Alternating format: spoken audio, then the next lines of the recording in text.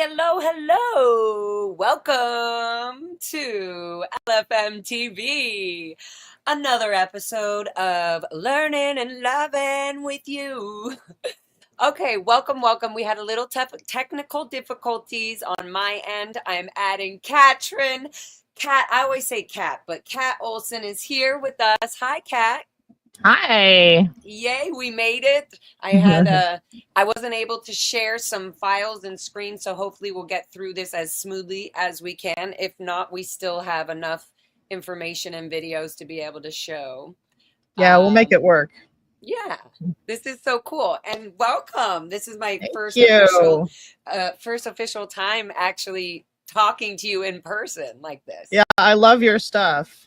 Thank you. All of my stuff, all I the love your protesting. protesting videos. Okay, good. Yeah. Okay, good. Yeah. It's Good. I'm awesome. I getting like better at watching. them. I'm getting better at them. And I think I had to like go through stuff, like go through the beginnings of protesting to like figure out like how I wanted to do it and like what I Yeah. felt and things like that. So Yeah. it's been a definitely a learning experience. And then it's been interesting, obviously, also to see people that I've known that I'm like, oh my God, it does a whole different fucking thing for me. It's like, I know. whoa, like how do I feel about it? And then the biggest thing I've like found myself doing is feeling bad for them later when I'm like home or, I'm going like, God, I feel bad that Sarah Gualteri, like I had just seen her. I feel bad that she feels like, I don't know, like wrong or weak or something in her heart. Something's telling her that something's not right. And I feel bad that she feels bad. I don't know how to Yeah. explain that. Like, Yeah. I saw a few people that I knew. I was in LA a few months ago, for just a couple days, mhm. and I saw a few people that I knew. Like in Mostly. person, just going by. Yeah, well, we stopped at several places. So we went to one of the birthing buildings, and the Birthing. birthing where I used to live, And basically. that was the AB, right? Yeah. Okay, so just so people know, Kat and I are complete have gotten into Scientology completely different lives. Like, Yeah. so there's no way that I could be like, oh, Kat, remember we did this thing. So there Right. is none of that. And I even for my people that my chat and my followers, I would love them to know who you are. If you would quickly, she just said birthing, so it made me think like, oh my Yeah, God, here sorry. we I need both were in to the Sea Org. translate. There, we have one thing in common is that we were both obviously in the Sea Org. Were you born and raised in No, Scientology? Okay, so I got I into want to. yeah, I got into Oh, Scientology when I was about 16. I was in Oregon, living in Oregon, and my sister was going to college in Portland, and she walked into the organization up there, did a personality test, all that hoo-ha. And and she was like, "Oh, this is really cool." And then she gave Dianetics to my mom, and my mom was like, "Oh, this is really cool." So then we moved from where we were. We moved up to Portland. We joined staff, and then I joined the Sea Org about a year after that. So in in 1994, Portland. yeah, Okay, yeah. Well, I was signed up for the Sea Org while I was Portland staff. okay. So then, and that was in 1994. So then I went to LA for the next 25 years of my life. Oh my goodness, I I'm so just sick of can't. LA. I'm just. You know what's funny? Actually, I thought I hated LA. I'm like, I hate LA. I never want to go back. And then I was there a few months ago, and I'm like, LA is really nice. Yeah, LA is you see, pretty. there's There's a some different. really pretty places, and it's very different when you're restrained and restricted to like a few square miles, and you're not allowed to go anywhere. Then like, oh, let's go up to the observatory at 11 o'clock at night. Oh, let's go out to an Indian restaurant. There's so many good food places. You know what I mean? It's like, One thing I love about LA that I'm like, and I love food, so it's that I can get any kind of food, any type of yeah, food, yeah, any kind of food I want, I can get it in LA. yeah. It's Not a fantastic. lot of people in the United Yeah, States can say that from where they are. And I can it's true. absolutely get that here in LA, and it will be awesome. It'll be Yeah, really good too. Like it'll be the best of yeah, wherever. Yeah. So I love totally. the food. There's things in LA that are also just really amazing. There's pockets of LA and I love the weather. You know, obviously it's hot and things like this, but like Yeah. there's so much coldness and everything and everywhere in every other state that it just Yeah. like I don't know if I'm just used to like, oh good, I know what the weather's going to be and things like this.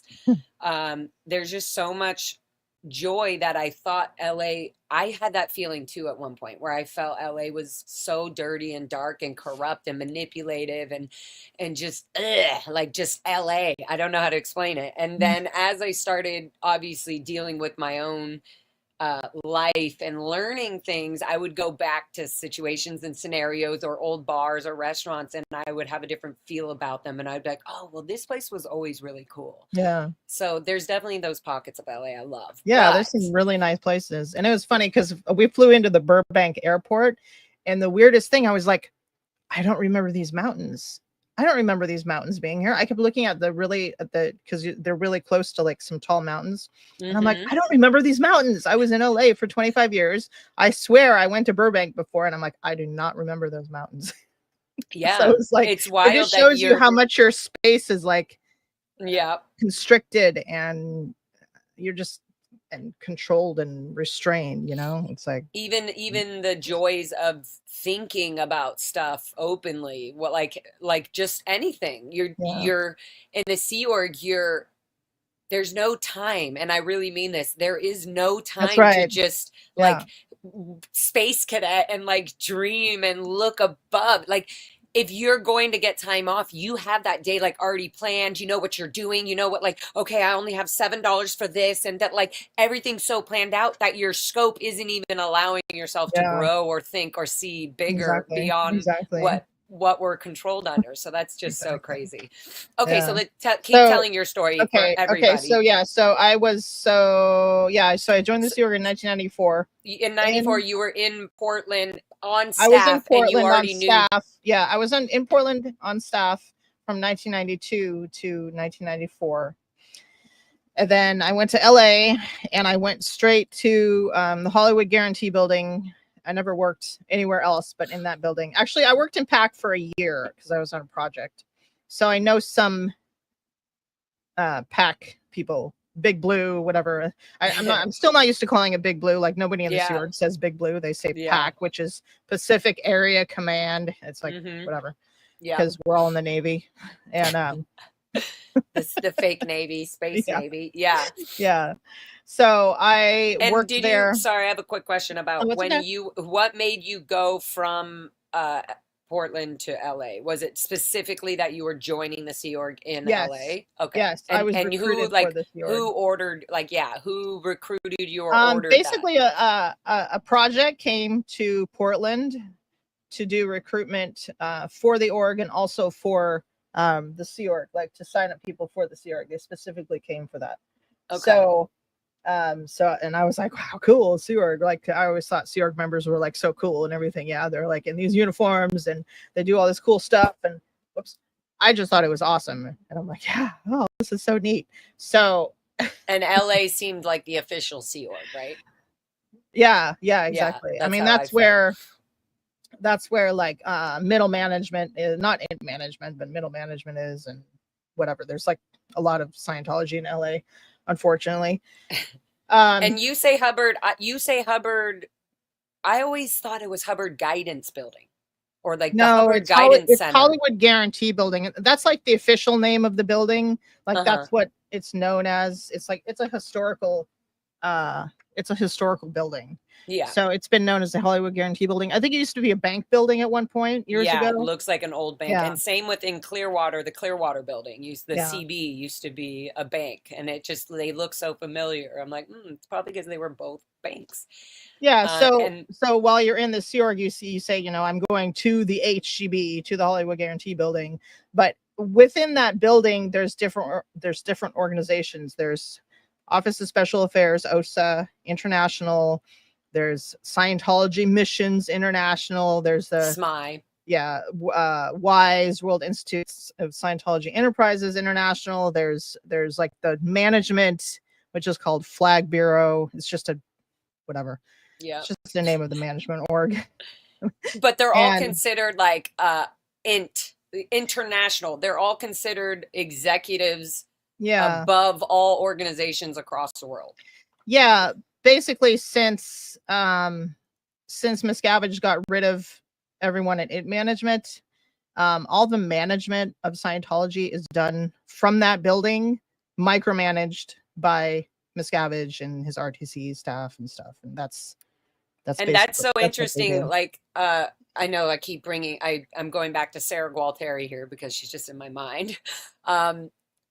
That's funny because I know the name Pat Gualteri. I don't know Pat Sarah. Gualteri was Yeah. married to Pat, and Pat is Gayla Gualteri's dad. And I knew Pat when I was at the ranch with Gayla Gualteri. She was one of my best friends in the cadet org. And then when we got shipped off to Clearwater, Gayla Gualteri was in the group that was part of the group that of the 8 people that I was shipped off in. And me and her have always been so close.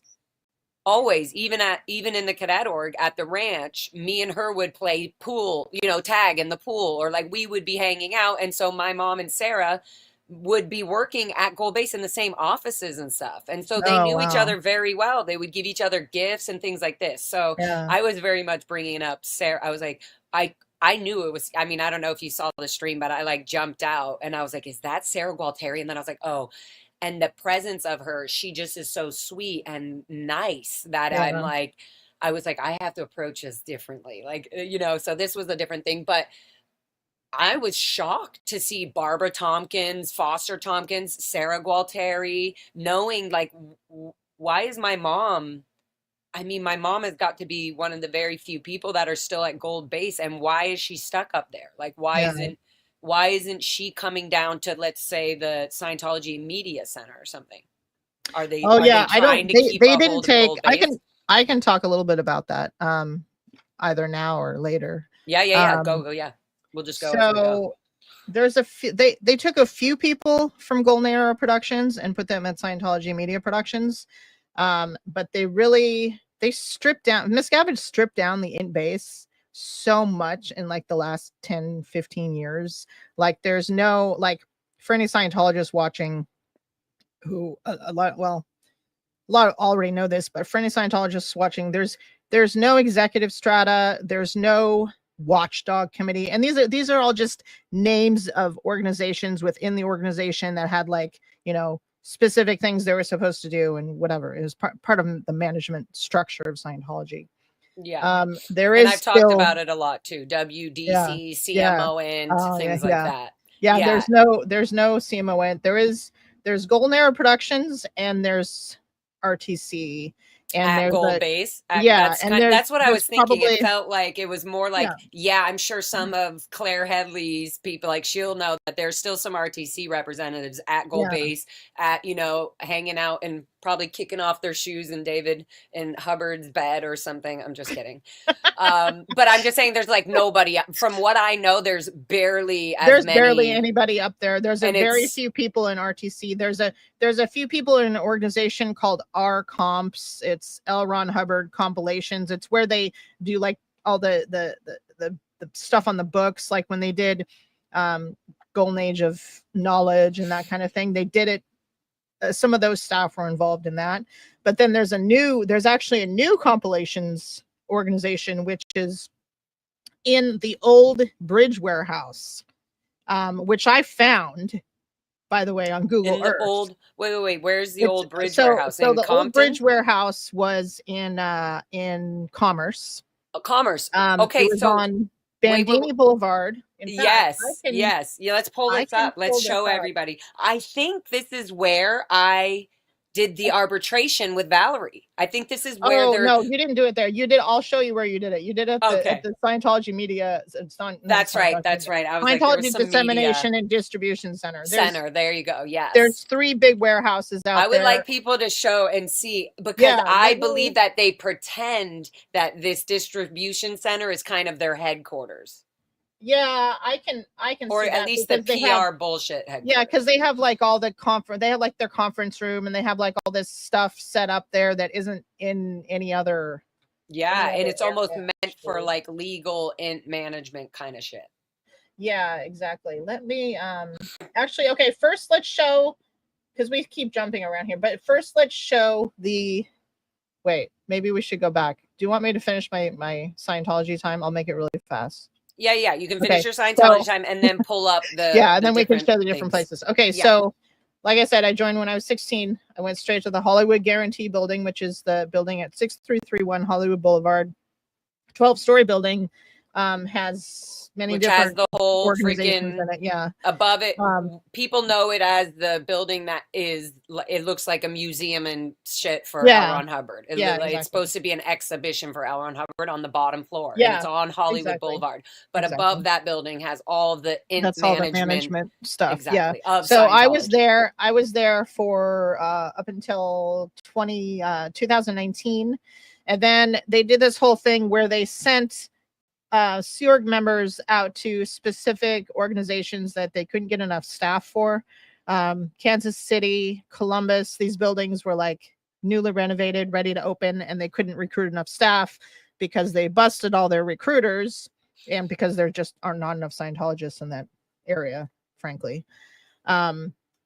But they busted all their recruiters as part of the whole chase wave thing. They just pulled everybody. They pulled all the missionaries, anyone that was working on recruitment or anyone working on like getting public to donate money. They were all pulled in. And anyway, there was a whole thing done for a year. No, there was. So there were, they had a lot of people out on various projects around, like a mission, like yeah, kind of like missions. Yeah. So and so they pulled all that back. They were like, no so around more. These orgs before they opened, they would have like a people on project to recruit people, and for like a year or two before the org actually opened. But they didn't have enough people, and the org was ready to open, and it's just sitting there, you know, fully renovated, and it's not open. So they sent about 100 Sea Org members to Columbus. From Clearwater, from LA, from all over the place. They just, whoever they wanted, they just said, you're going. Yeah. So I ended up in Columbus, Ohio. Oh my goodness. I was there for a bit with my boss. They moved there for health reasons for like 3 years, and I had to move there. I moved there and then was there in Columbus, Ohio for like 3 months. And I felt like I was away from LA for like a year. I was like, this is torture. But yeah, because it's very quiet. I just got distracted. There's somebody that said they worked in Arcoms. Oh, where? Pull it up. Right here. Oh, I don't know how to do that. You just click on the thing. Can you? Let's see. Can you click on the comment? Does it pull it up? No. I guess only I can maybe do it. Is that right here? Sieglin. Wow, that's been months ago. Okay, where's Sieglin? Right here. I worked at Arcoms. Hi, Sieglin. Hey, send me an email if you want to. I'd love to chat with you a little bit.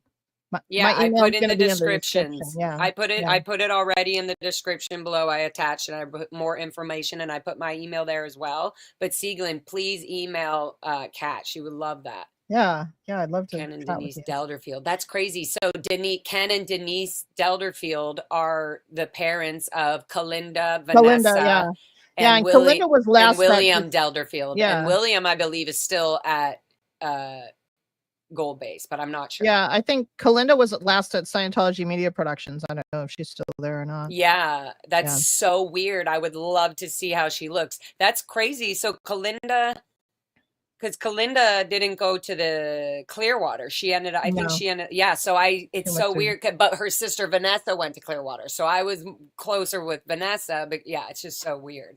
That's weird. They also take people from Clearwater, and they send them, like they send certain staff to LA to be in these, like, you know, higher organizations a lot. So they move people around all the time. And I do believe it's a lot based on David Miscavige's paranoia. Oh yeah. Well, of like who knows what and where. And it's also because they're trying, like, there's different things they're trying to do in the organization, and they, you know, have these specific qualifications for people to do certain things. And it's just, anyway, it's kind of complicated, and it's crazy. It's all crazy. So we'll keep going, but I'm gonna, and don't feel weird. Lara motherfucking FM channel, and you just do whatever. Wild and woman. Literally, we'll pull up whatever, and people will organize their own thoughts. Like, totally. We'll just put it all out, and then they can go, she answered this later. Okay, good. William Delderfield was the travel agent who booked licensed travel agent who could who could Oh, access all wow. details. Yes, Interesting. I knew that about William while I was still a cadet at the Yeah. Inn Ranch. Wow. That's Interesting. so crazy. Okay, yeah, and William was also a cadet at the Inn Ranch, and then was graduated to Gold Base. Yeah. Okay, go ahead, continue. Okay, So so I was in Columbus starting in 2019, and then, as everybody know, there was the whole lockdown. You know, no one's allowed yeah, to work or go anywhere. So at that point, the org closed. There were staff that were left in the org, like living in the org to be security for the org, and everyone else was at the apartments. And I made my illegal Facebook account and decided I was going to find some of my friends, and I found wait, you a made friend. the illegal Facebook account in the Yeah, Sea Org? yeah. Yeah, because I was Flunk, cat, you got some balls. well, I originally had a very innocent, let's say innocent That's what I mean. I was intention like, ooh, because she got yeah, sneaky. Oh, because I was in it charge was of sweet. promotion. So I was in charge of Okay. promotion. So I was like, I want to see all the other orgs' Facebook accounts, and I want to make ours really cool. And so I made a Facebook account. Okay. And then I was like, oh, I could find some of my old friends. So that so then I started looking for people. But to find them to like maybe get them back into Scientology, or just kind of chat with them, or just to chat with people, really. Yeah. And not even people that were ever in Scientology. This is like people from high school. And oh, okay, interesting. From like okay, before Scientology. Wow. So then I found a very good friend of mine, who's actually now somewhere in the next room, and and I started talking to him, and we, make a long story short, we talked a lot for about a year, and there was all this stuff that happened in between. I ended up in the hospital and got my gallbladder out in the middle of COVID, and that's a whole story. And while you were in the Sea Org? Yeah. So there's another thing, if somebody wants to remind me, or if there's somebody out there that's like, oh, or if you want to be on this, or you know anything about this, I have multiple reports, and I know of two, that Scientology people, members, or even internal members have totally frauded the whole COVID system, like money, false, all sorts of stuff, right? With the loans, with the everything.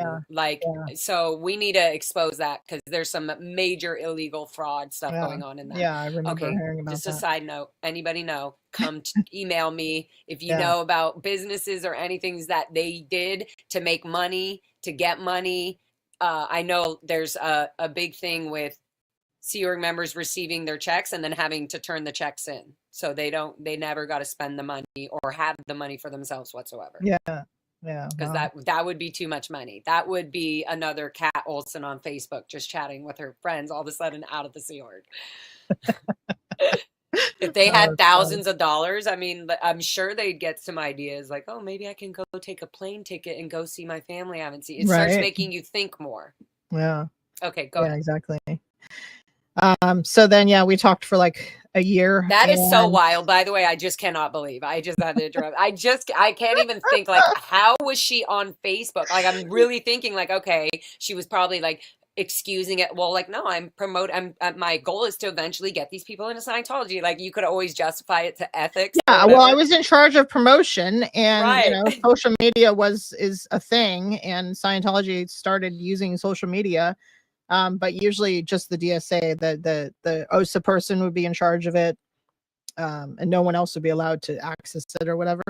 But I really wanted to see, like, okay, how do we make our Facebook page for our org like so cool so that people want to come in and stuff, right?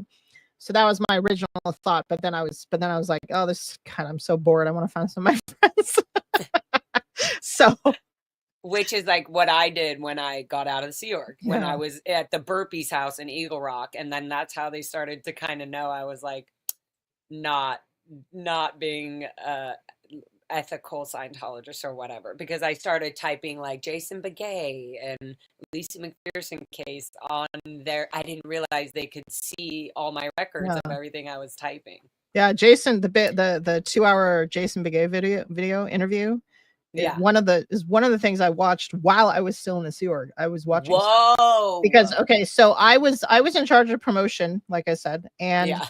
and I was one of these people who's like never gets in trouble or does anything that they're not supposed to or whatever, very rarely. So I was trusted to go around the city. I was selling books. I was usually with somebody, but because of COVID, there was often staff that were when the lockdown was over and everybody went back to the building and started working again.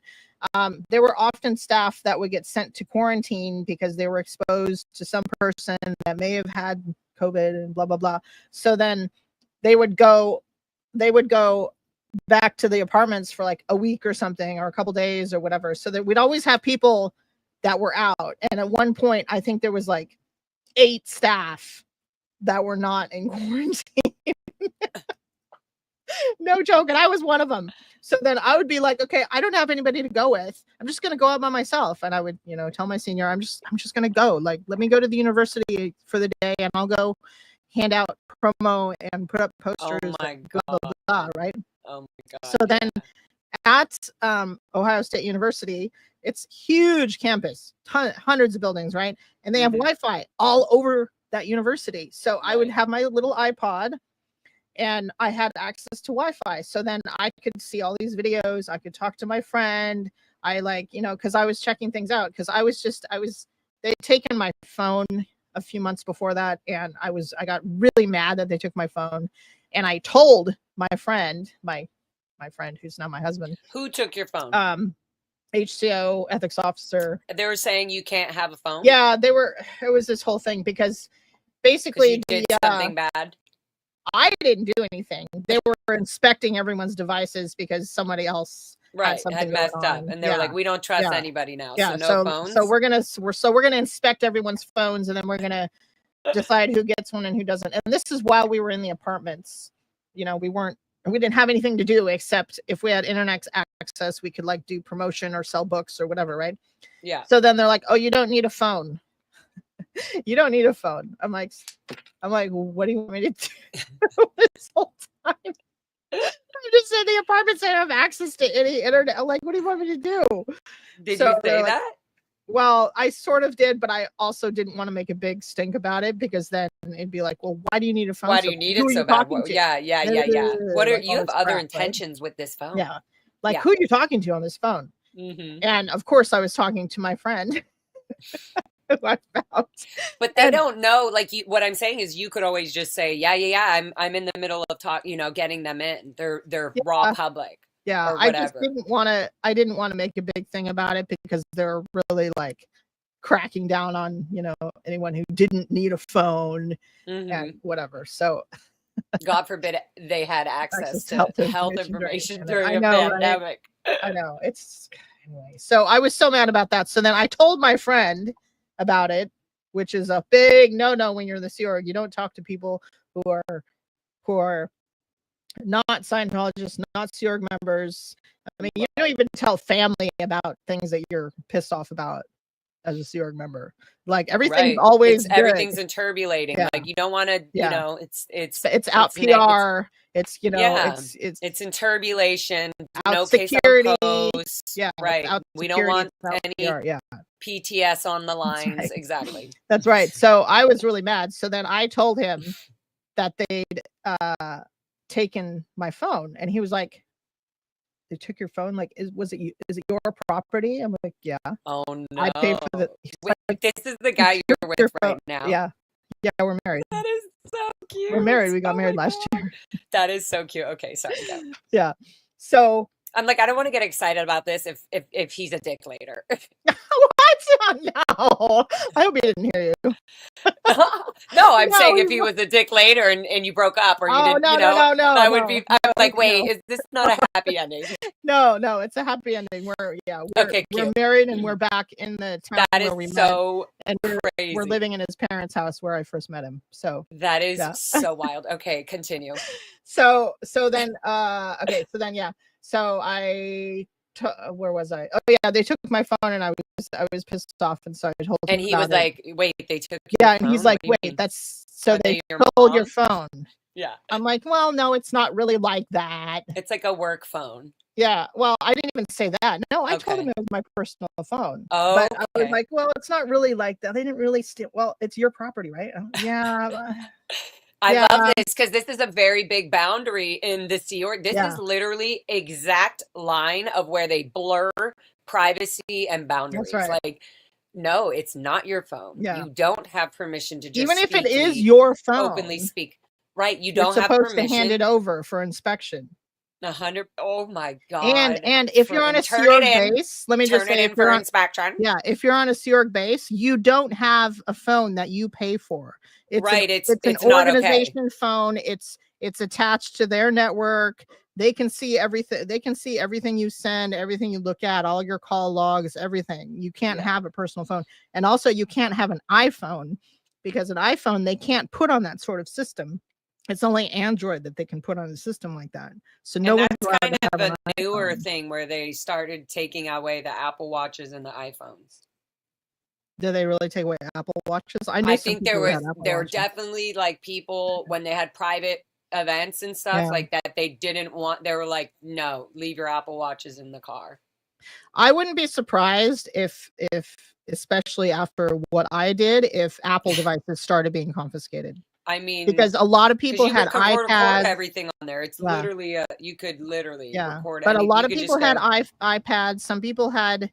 People didn't really have iPhones in the Sea Org. A lot of people had iPads. Some people had the watch, the Apple Watch.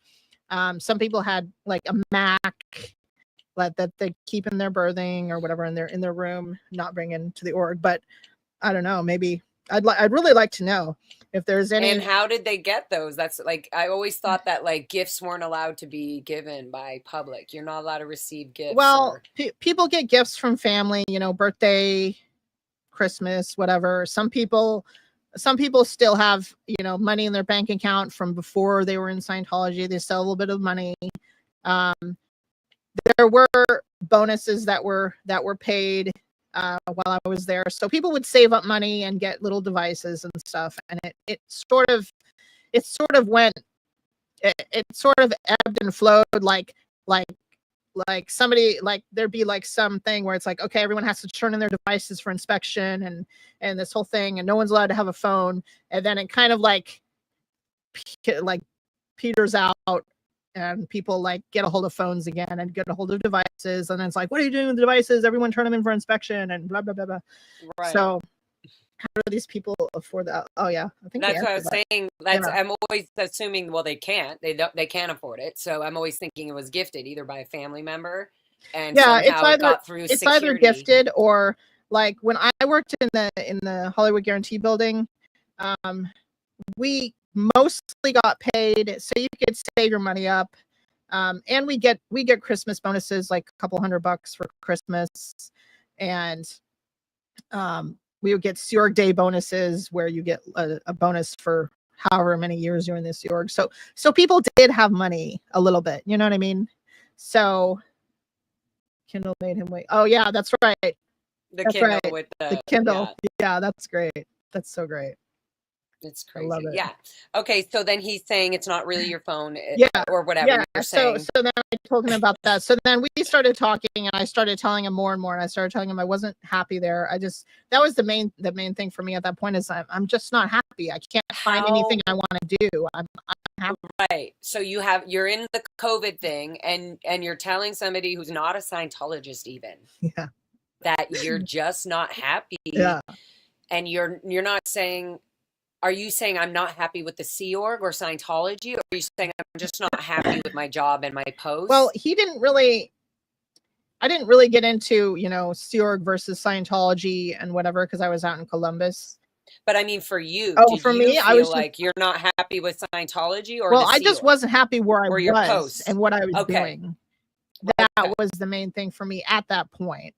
Did you think at that point, like I'm gonna maybe start asking if I can go somewhere else or do another job or something? No, because I know as soon as if I got into that, then it'd be like, oh, do you have doubts on your post? Right, you're assigned lower. Oh, you have doubts on this year. Like I never once in my 25 years of being in New York, I never told anybody when I was like, I don't really want to be here. I want to do something else. Or I'm like kind of thinking of leaving the Sea Org, but I never would tell anybody because I'm like, I don't want to go down. I don't want to go that route.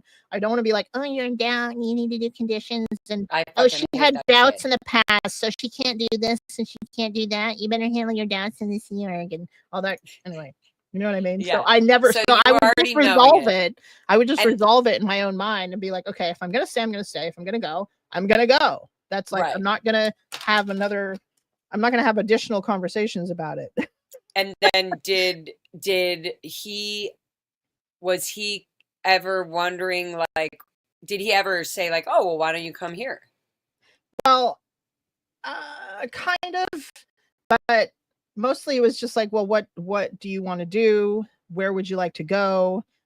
He was thinking at some point of maybe coming to get me, but it wasn't really feasible with where he was at the time and what he was doing. Right. So then he started checking things online and he found the Aftermath Foundation. And he told me about the foundation, and I had seen them online and I knew they existed, and I was just like, oh. And as soon as I saw, like, you know, Mike Render and all these like former Sea Org members that I knew were SPs and whatever, right? I was just like, oh, I don't want to talk to these people. Like, no, I don't want to talk to them. So that's how it was at first. Yeah. and then when I actually started talking to them, and I was just like, oh, these people are cool. So this is funny because we always mimic ethics officers as if they have like a cold. We're always like, no, that's not okay. No. And it always sounds like they have like a head cold. They're like, you get in here right now. One, really Dylan. Funny. Oh my thought of that. Yeah. Thank you, Super Pup, as well, Erica. You amazing angel. You're freaking amazing. Thank you so much. All the time. Always so fucking supportive, even when I'm down and out. That's nice. Okay. So yeah, so that's crazy. So what happens from here? So then I got connected up with the foundation. I finally decided I was going to talk to them. At first I asked, this is really funny, just as an aside. So at first I was like, oh, I'm not going to talk to them, because I knew as soon as I talked to them, there's no going back. Like, I knew that either, because I'm like, okay, I am connecting myself to suppressive people now if I talk to these people. So if I do that, either I have to go, I have to like leave, I have to get out of here, or I'm going to have to like spill my guts and face the consequences type of thing. I'm not going to be able to lie about this and not tell anybody forever, because it's too much. It's really hard. Yeah, it's so fucking really hard. And you know, really I kind of picked that up. That's what I was going to say about Sarah Gualteri. I kind of picked that up with her. That's why I'm feeling weird. Like, I'm like, I want to like see her again and be like, Sarah, come with me right now. Just come with me. Come with me in my little cute yellow car and just come and stay in my apartment for a bit. And let's just sit and talk. Like, I wonder if she would do it. I'm getting those. Even, like, Claire maybe even like give her a little note with like your contact. So Claire and Alex, Apostate Alex, are both sending me they both didn't know, but they both have sent me cards, the Aftermath cards, which I think is so fucking important. Yeah. And I'm just gonna put them anyways, in just little areas, like perhaps in the bush, where maybe. She'll be clipping. Somebody will, and just like things like that. But like to be able to, if I had that card or something in the moment, and whatever we learned, but I could have been like, here, can you take this, Sarah? And maybe I could have given it to her without the security looking or something. I don't know. Yeah, maybe you could. Anyways, At least get her thinking, right? Yeah. Yeah. So then I forgot where I was. Yeah. Oh yeah. So I contacted this is where I was. So at first I didn't want to contact them directly, and I was like, and I told John, my friend, now husband, I told him, I'm like, okay, I want you to email them. And don't tell them who I am or where I am or anything. But just see I just want you to get information, right?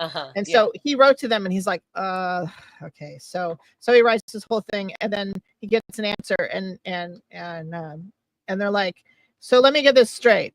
You've never been in Scientology, you've never been in the Sea Org, but you have a friend who's in the Sea Org talking to you about leaving.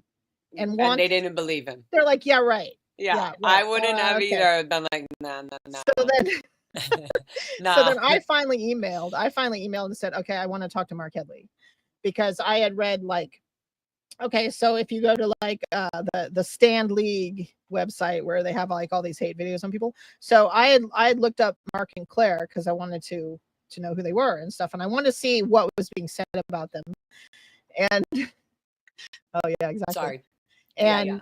and so I'm like, I want to talk to Mark, and so I ended up talking to him. First I texted with him, and then I ended up talking to him, and he was just like, well, what do you want to do? Like, where do you want to go? What do you want to do? Where do you want to go? And I was like, that is what an amazing question to ask a Sea Org member. What do you want to do? But like, what I'm like almost tongue struck. I'm like, wait, so what Mark asked you this? And that's what I was wondering, my earlier question. Did you already sort of maybe like, oh, if I left, I would probably go here? Kind of.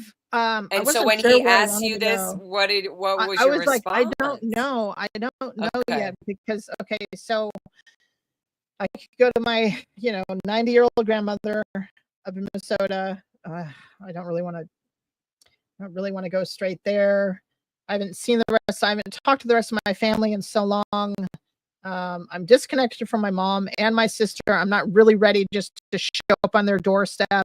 I'm just not ready for that. So I don't know. I don't know where I want to go. So then I was like, well, why don't we have you go somewhere to kind of chill out and decide what you want to do, and then you can decide where you want to go from there. So that's how I ended up in Castle Rock, Colorado, with the Headleys, which was awesome. It's such a gorgeous place. I love Castle Rock. Yeah, I've been. So then I went there, and my escape story is a whole other thing. I've spoken about it in great detail on other interviews on YouTube. And you do have a lot of that also on your channel. Yeah. Well. There's a link to my channel in this video description if anybody wants to see what's on there. There's a whole playlist of all my interviews if anybody wants to specifically see like how I escaped and all the details on that, because it's pretty exciting. So then it is, and it's so good, and it gives hope and detailed little like exact experiences of like, wow. And your story and everything made me go, dang, I probably could have asked Sarah right there, come on, do you want to just come with me, Sarah? It just was, we didn't have enough time. I wish the fucking security guard didn't tell her to. I know, security is quite something. They're literally the trappers. Okay, keep going. Sorry. I made friends with all the security guards in the HGB just because I thought it was just good. It's good politics, and deep down they are good people. Like, it's hard to explain. Anyway, so yeah, I know. Anyway, so then I left. I was in Castle Rock. Got a lot of help from the foundation, getting my life started and launched and everything. And then went from Castle Rock. I went to the East Coast to be with John, and then we moved back to Oregon, to the West Coast in the end of 2023, and that's where we are now. Wow, that's so amazing. Yeah. It was so fantastic. On that note, that's like really cool. And then obviously for your channel, for people watching, I was born and raised in the Sea Org. I was my whole family's from Canada, but I was born in Hollywood at a building called the Wilcox that Scientology owned in 1986 for the staff that were the staff members for the Celebrity Center that used to be on La Brea. Oh, you lived in the Wilcox? Yeah. I was born in the Wilcox in room 516. Born in the Wilcox. It's on like my physically born in the Wilcox. Like you literally. Didn't even go to a hospital or something? No. Wow. And there's literally a hospital not even 5 minutes away. Wow. Like a huge Cedars-Sinai. That's right. So That's right. And other hospitals. But anyways, and then from there I was in the CEO, the ATA, the CEO, and then for almost 4 years old got shipped off to the ranch with my brother and sister. The Int Ranch. And then Int the Ranch, Int Ranch. Yeah. Oh, the Int Ranch. Yeah. And then I was there till 13. Wow. A lot of fucking crazy ass shit went down there. And did people call you Laura, or do they call you Megan? at the ranch and everything, and in Clearwater, everybody called me Megan. I was known as Megan Anderson all the way until maybe 15, not even 10 years ago. Maybe 15 years ago, when I was in my band, Little Red Radio. My ID said Lara Megan Anderson, and I just knew that, but I always just never used Lara because I never used it. Yeah. It was always Megan. Megan's my middle name. Anyway, so yeah, then I started using Lara for my music and my like art stuff, and it kind of was nice because I was able to separate. It was weird when I was writing music about my past and everything. For some reason, because I felt I went by a different name that people didn't know me as about the stuff I'm talking about. Yeah. It was easier to like separate it and make any kind of song about it, and not without actually saying what I was saying. And a lot of people thought like my music is like, oh, a love song or this or whatever. And most of the time, like, no, this is like how I felt when I just wasn't allowed to leave or whatever. Or now I'm out in this world and I'm like, dream love. Like you just go fucking dream, because whatever you do, dream and create eventually will come true if you're at it all the time. Anyway, so yeah, just like leaving the Sea Org, like that's like a true thing. And we're gonna show some videos here, guys, soon. Just like leaving the Sea Org, your mentality, like it's a big fucking deal to take your mindset to want to even start to begin to say, okay, I think I do want to leave the Sea Org. When am I going to start to talk to somebody about this? That's a huge fucking coming from your mind out of your mouth to the ethics officer. Because everybody knows. It's so funny. Nobody wants to blow and nobody wants to leave. No, they all want to be in there by themselves. But the only person you're allowed to speak about this to is only one person, or you could immediately be declared. That's why I never talked to anybody about it. Right. And that's why I think it's so interesting that the person you did talk to about it was not a Scientologist, so they would never even know what the consequences of that would be. I just think that's so clever and weird and smart and coincidental and whatever. And it's just so awesome. It also like made me able to skip a bunch more trauma from like their ethics and interrogations. And I'm telling you, I just did not. God. I never wanted to experience that, because I saw people go through it, and I especially saw people go through it because I worked in the States, and I would see people come to do the heavy manual labor. They put you on when you're leaving, when you decide you do want to leave and you finally do voice it to the one person, they immediately will put you on the decks or mess work, which is basically heavy, hard work. And they take you out of your uniform and put you in civilian clothes because you don't deserve to be in a uniform, since you are in doubt about. Oh, you know what? At the HGB, they started having people in a specific uniform if they were on the decks. Oh, wow. So let's put so it wouldn't be as noticeable uniform. Right. So it's not as noticeable. Interesting. It's just like a shift down or whatever. Yeah. Wow. So it's very important: language, uniform, mindset, schedule, rules, internet, your way of communicating. Like there was the fact that you had even just these little things. And I feel like Valerie, my best friend Haney, she also had that.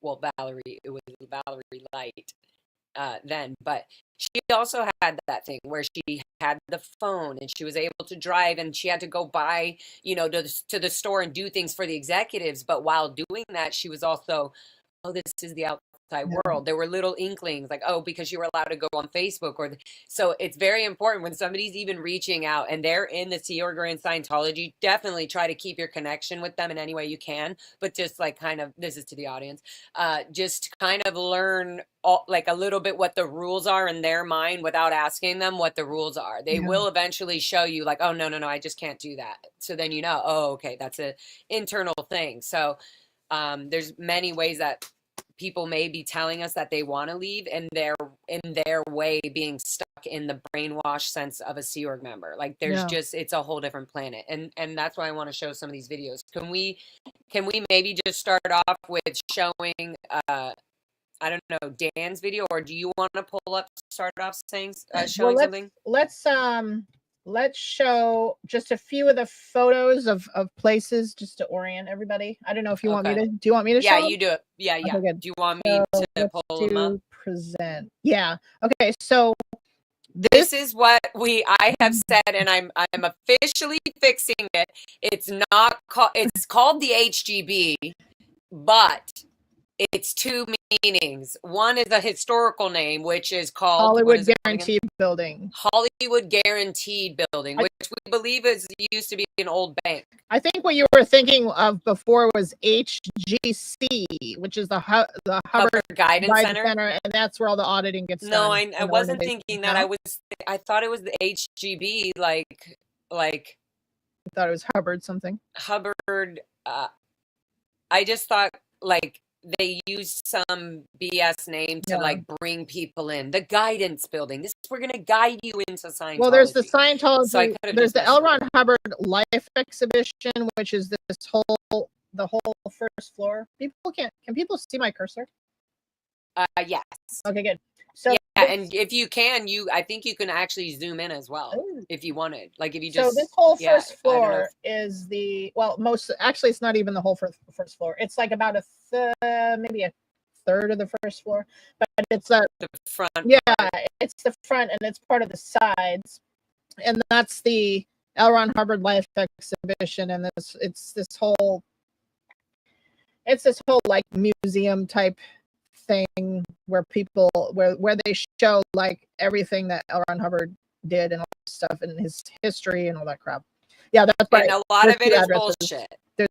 Yeah, exactly. Like a lot of it is really BS. Like it's just made up. Yeah. Oh, he got these awards. Like there's walls and walls that open with all these fucking certs and like frames and awards. It's just fucking horseshit. I don't know how many times I can swear describing how BS made up lies, like BS of L. Ron Hubbard in this. And then part of this floor, I've seen some of the protesters go to like this. There's a door over here, so that's that door goes directly to there's a big lobby in there, and then it goes to what's called external communications. It's like where all their mail goes in and out, and it's like where they do like their travel reservations and all their packages get received and everything that they like all their letters that they send out to various organizations and packages of this or that or whatever. That's where that all gets consolidated and then it goes out. I actually have a stream. Somebody was out there, and then when I was out there, there's two streams where I think it was Confident Chris or somebody, and maybe it was Chris without a Hellcat, but I said zoom in, go to the mail, and I told that they zoom in and they go over the mail, and literally right there on the top says Mark Yeager. Oh yeah. Yeah. I was like, this literally is still the INT building. Like there's no way that the first piece of mail, and there was other mails. Well, Mark Yeager actually works in this building now. He's in OSA. So like that's crazy. I know, right? So he's here and not at Gold Base and not at Clearwater where I used to be running for him in the WB. So it's so weird that this is really Mark Yeager for sure. Do you think so? Where does he sleep then? Right? I don't know where they AB do. They might at be the at AB the Anthony Building. I don't know that where they are. That would be very interesting to get him on the record. Just saying. Right. Exactly. 5. So the other thing to know about this building, so when there's protests like in front of the building or protesters in front of the building around here, the staff will just take all the way down to the basement, and then there's a big freight elevator that goes up, and you can go out the back door, the sort of the side back door over here. So that's how they no, the alley, just to the side door, just right out. But that's how they avoid the protest. That's how they avoid protesters. Because security will be like, good to know. Security will be like, okay, the guy's in the front, or they're in the front, and then they'll just go out the side. Everyone will just be directed out the side. Or when there's a protester like right outside this door that's over here, they'll just wait at the door until they go away, and then they'll go out. There'll be a bunch of staff in That's that good lobby to know. waiting to So go out. it's good to be on that side. And what about, would they send them out the front? There was a time that the bus came up Oh and yeah, unload. We definitely got yeah. that. I was like, Yeah, they're going sometimes out they the have the front. buses like all the way down the street, like over here, and everybody goes out the front. And I've seen it. Okay, I've so lived it. but So there's no yeah, exactly. There's no other there's no, on the other side of the building, there's no other like exit where they would have people there's an go out. exit in the very back in the alley, but it doesn't. But that property doesn't belong to them. That property belongs to the Knickerbocker Hotel. So I know they've used it before, but I don't know what the agreement is with that property owner, or if they like them doing that or anything. Because I know at one point they were parking the bus in there, and the staff were coming out, so they didn't even have to go out where anyone could talk Anywhere. to They would them. just go right into the bus. Yeah, yeah, Like literally door open and then do do do do do. yeah. And It's the other insane. thing to know about this building is that they own the building right next to it, the one that's right here, that some Okay. people might remember where Chicken Delight was years ago, like many years ago, Mhm. like early 2000s and in the 90s. Yeah. So they bought that building like 10 years ago or something. And it's one of the strategies that they do, that Miscavige has them do, which is to buy properties that are immediately adjacent to various Scientology buildings, so that SPs and anti-Scientologists, whatever, can't buy those properties. And they don't want to be next to any buildings or businesses that Yeah. they just don't trust anybody. Yeah. So because they're fucking scamming people on a 24-hour basis, and they're scamming their own Exactly. members. Like, so they're completely paranoid, and they don't trust anybody, especially not businesses on the outside. So then, world, just a brief in their eyes. otherwise rundown on this building. So the second floor, this is when I was last here in 2019, so I don't think it's changed all that much. Second floor Okay. used to be a call center where they would they basically call Scientologists from their central files, and they try to sell them books. They sell them the basics, and they ask them for donations. And Paloma. That's the second floor. Yeah, that's the second floor. That's the second floor. Third floor, like their course rooms. Fourth floor is where there's auditing, all their auditing rooms where they do their auditing and interrogations and all that stuff. Fifth floor was that was like CMO, which is Commodore's messenger organization, and various executive offices and stuff. Sixth floor was very near and dear to my heart for 12 years because I used to work in the galley. So that's where the dining room is. Really? Dining room's on the 6th floor. Good to know. Good to know. 6th floor, yeah. Okay. That's why all the blinds are always closed on the 6th floor, because they don't want anybody seeing. Yeah. Wow. Good to know. This is awesome. And there's a very small kitchen space back there that they used to cook for their executives and stuff like that. And there's a few offices and things, but it's mostly just dining. 7th floor. What was on the 7th floor the last time I was there? Oh, 7th floor used to be what's called Senior HCO International, which is basically, you have HCO is just a division of the organization that's where the ethics officer is. That's where it's HR basically. That's where my uncle, I believe, my uncle Paul Anderson, where he was the senior has international. Paul Anderson is your uncle? Yeah, you know him? Yes. He passed away from cancer like 5 years ago. He was in Canada, right? Yeah. Did he go to Canada? Well, I don't know anything. Did you know? Did he? Paul, he was such a sweetheart. I know. Oh my gosh. Super fucking. So my dad's brother. Yeah, my dad's brother, who's now stuck at the Blue Building, married to somebody else. While my mom stuck at Cold he had such a great sense of humor.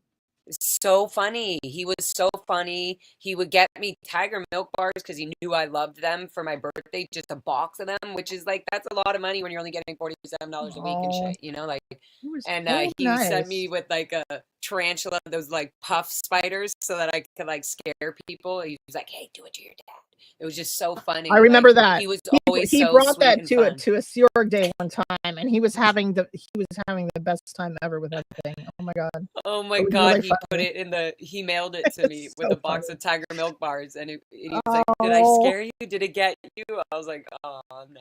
I was like, yeah, "That's so he funny." got sent to Canada for some reason, and then I remember hearing that he passed away. I was so Yeah, sad. they I'm sent like, him to. They oh said they sent him to Canada.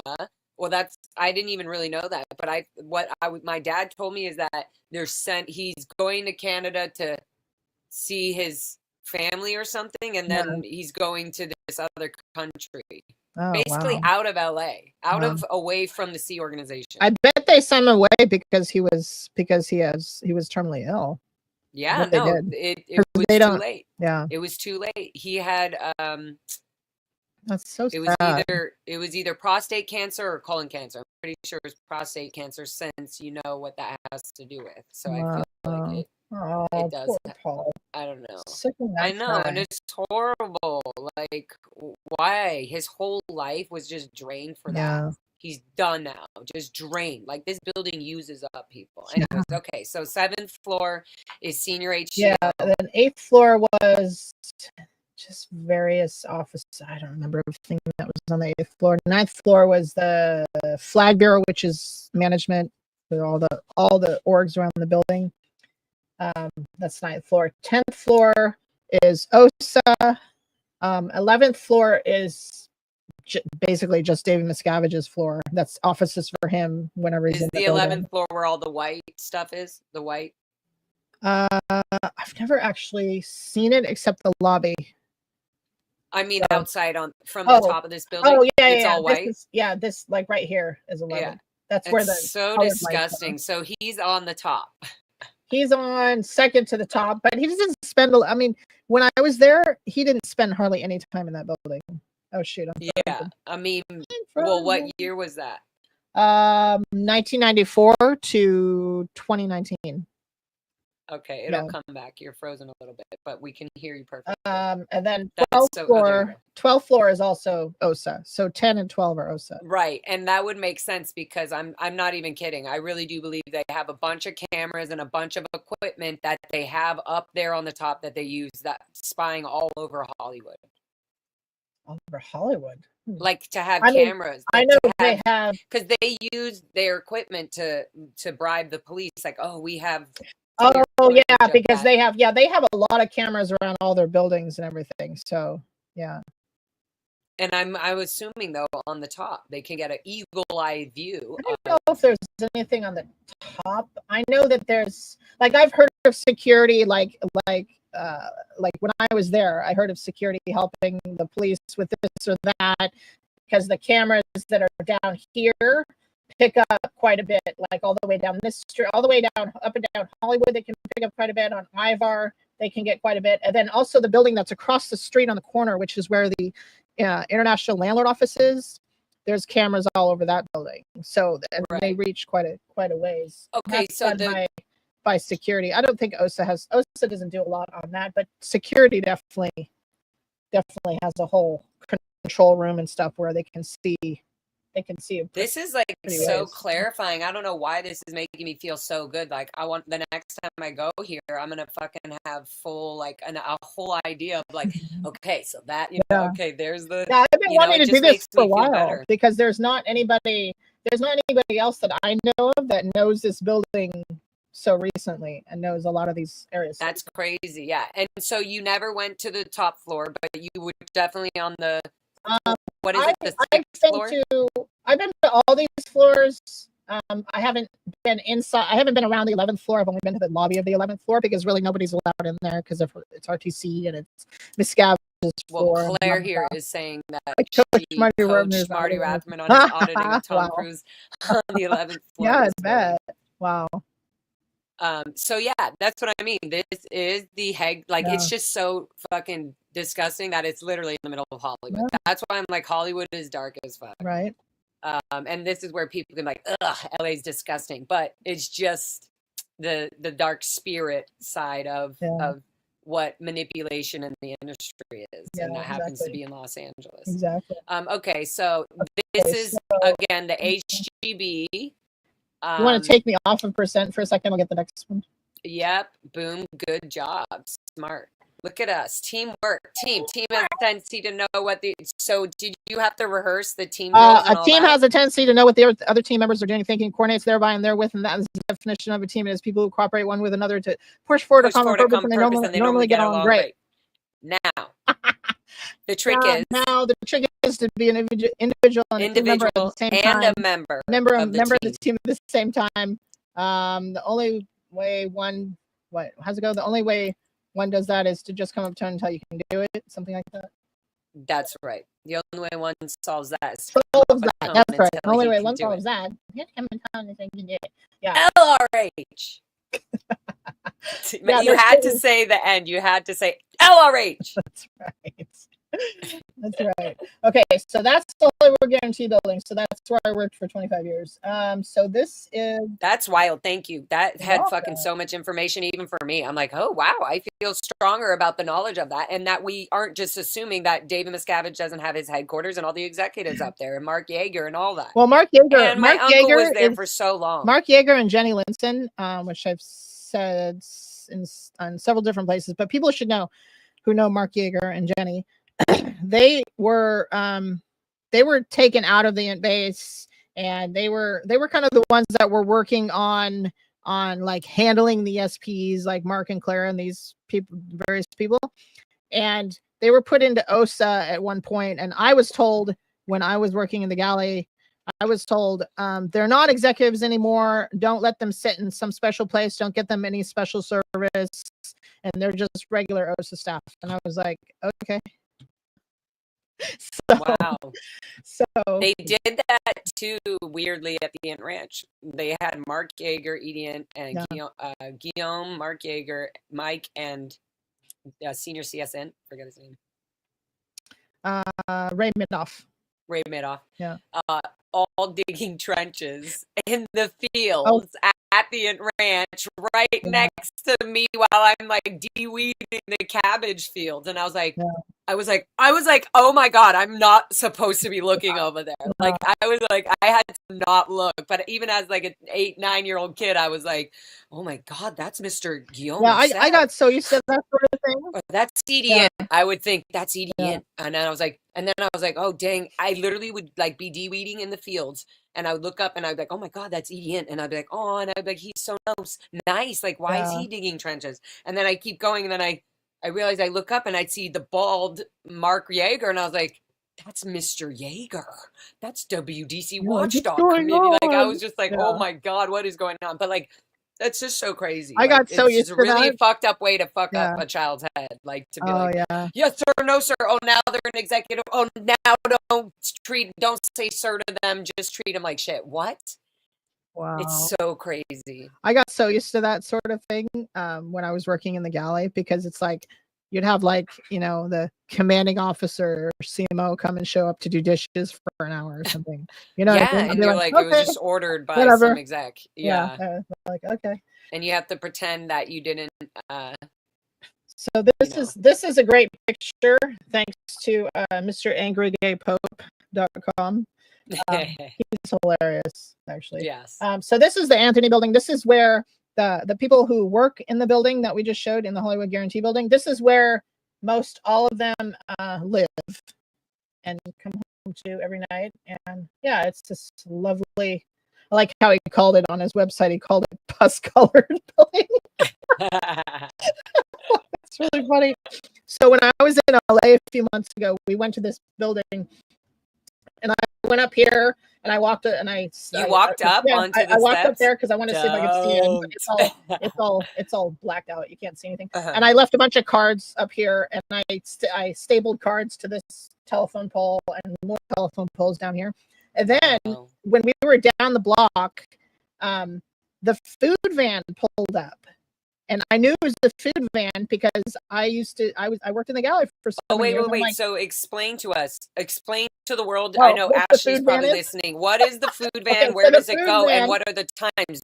There are people who work here all the time at the building, and they need to be delivered food. Yeah, there's people that are like in isolation because they're sick. There's people that are doing estates work, and so they're in the building. And there's always people in this building. guaranteed. Okay. And so there must be a food run that comes in to feed all these people 3 times a day, I'm assuming? That's right. Well, actually, no, they don't Wow. do. When I was there, we did it twice a day, and they had their own breakfast stuff. They fended for themselves on breakfast and lunch and dinner. Drop off. Good to know. So then this food van usually parks right around here. Whoops. Sorry. What happened? Oh, that was me. 1 second. I'll put you back up if you want. No, you're fine. I just clicked on the wrong thing, so I couldn't see myself. I got confused. Okay, put you back up. So right now, there's all on the fence here is all obviously tarp. So we've been I was just there the other morning. And all on Sunday morning, and all the windows, they were closing up all the windows. Do you know what the different floors are, or are they're all dorms? They're all dorms. They're dorms, or they're they're rooms for couples. Okay, so and approximately how many people do you think live in this building? Oh, that's a tough one. At least when I was there were probably like 400 people living there or something. Wow. But they did this thing where overnight Miscavige decided that the CMO staff were not going to live at the Celebrity Center berthing anymore, because the Celebrity Center building, we call it the Bronson because it's on Bronson Street or whatever. Yeah, and Celebrity Center berthing is across the street from Celebrity Center, so which we've been getting a bunch of footage of them getting the red media production bus goes at nighttime and swings by and picks them all up and then drops them all there. Right. So there used to be a bunch of Commodore's Messenger organization staff who worked at the HGB, Hollywood Guarantee Building, who lived in those apartments. And Miscavige decided once that they all needed to get out of there, like overnight. So it was probably about 50 to 60 people that had to move. When was this? This was in, when was that? 2016.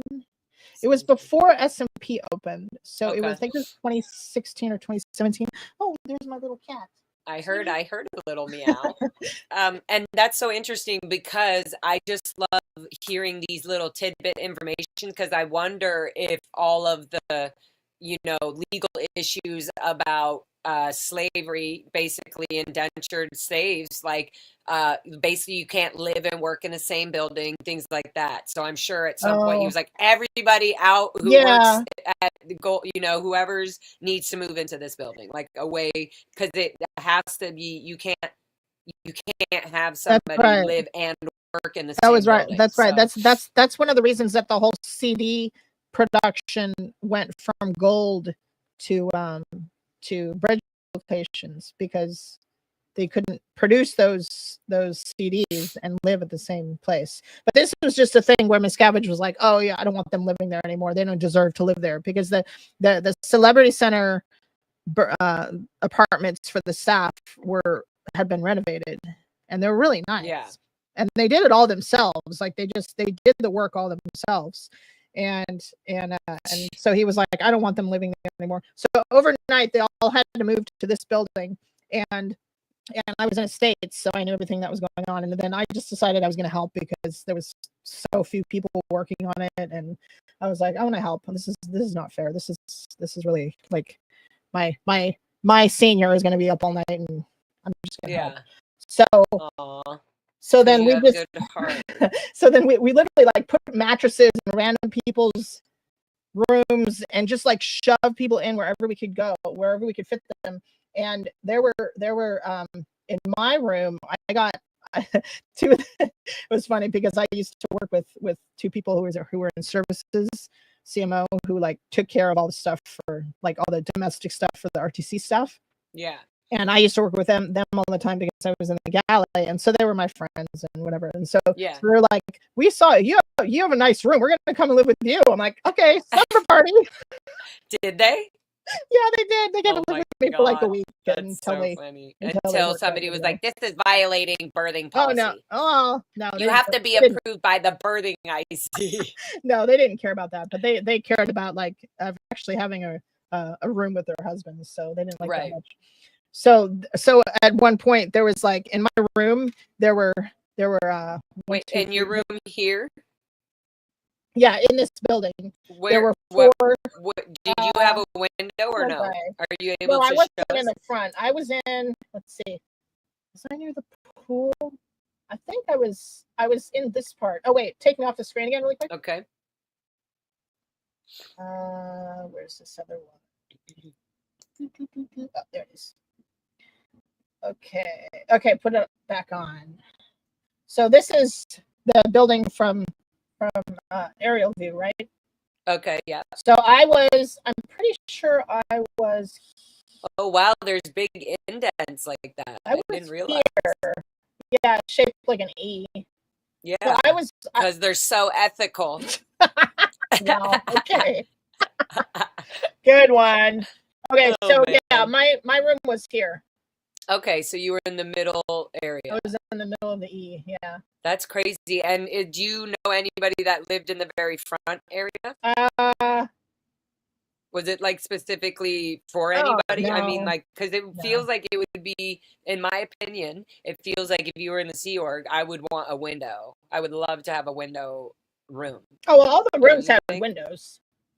Oh, okay. All the rooms had windows. Okay. Oh, so it's just all Yeah. around. Because like when last Sunday when I just was shouting out, it's okay to leave the Sea Org. It's the best time to leave the Sea Blow is during CSP, and I was like, It was. That's great. They started shutting the fucking windows and the curtains. Yeah. I'm not kidding. I was like, I am serious. I was shouting the Aftermath number, SPTV Foundation, anywhere you want to go, anybody will help you. I was like, you can come in our car right now. They're like, shut up.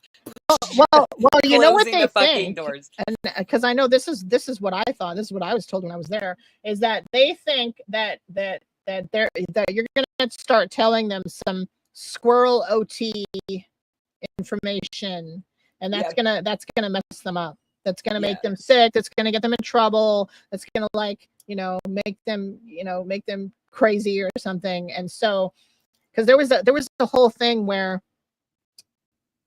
I mean, I thought about blowing.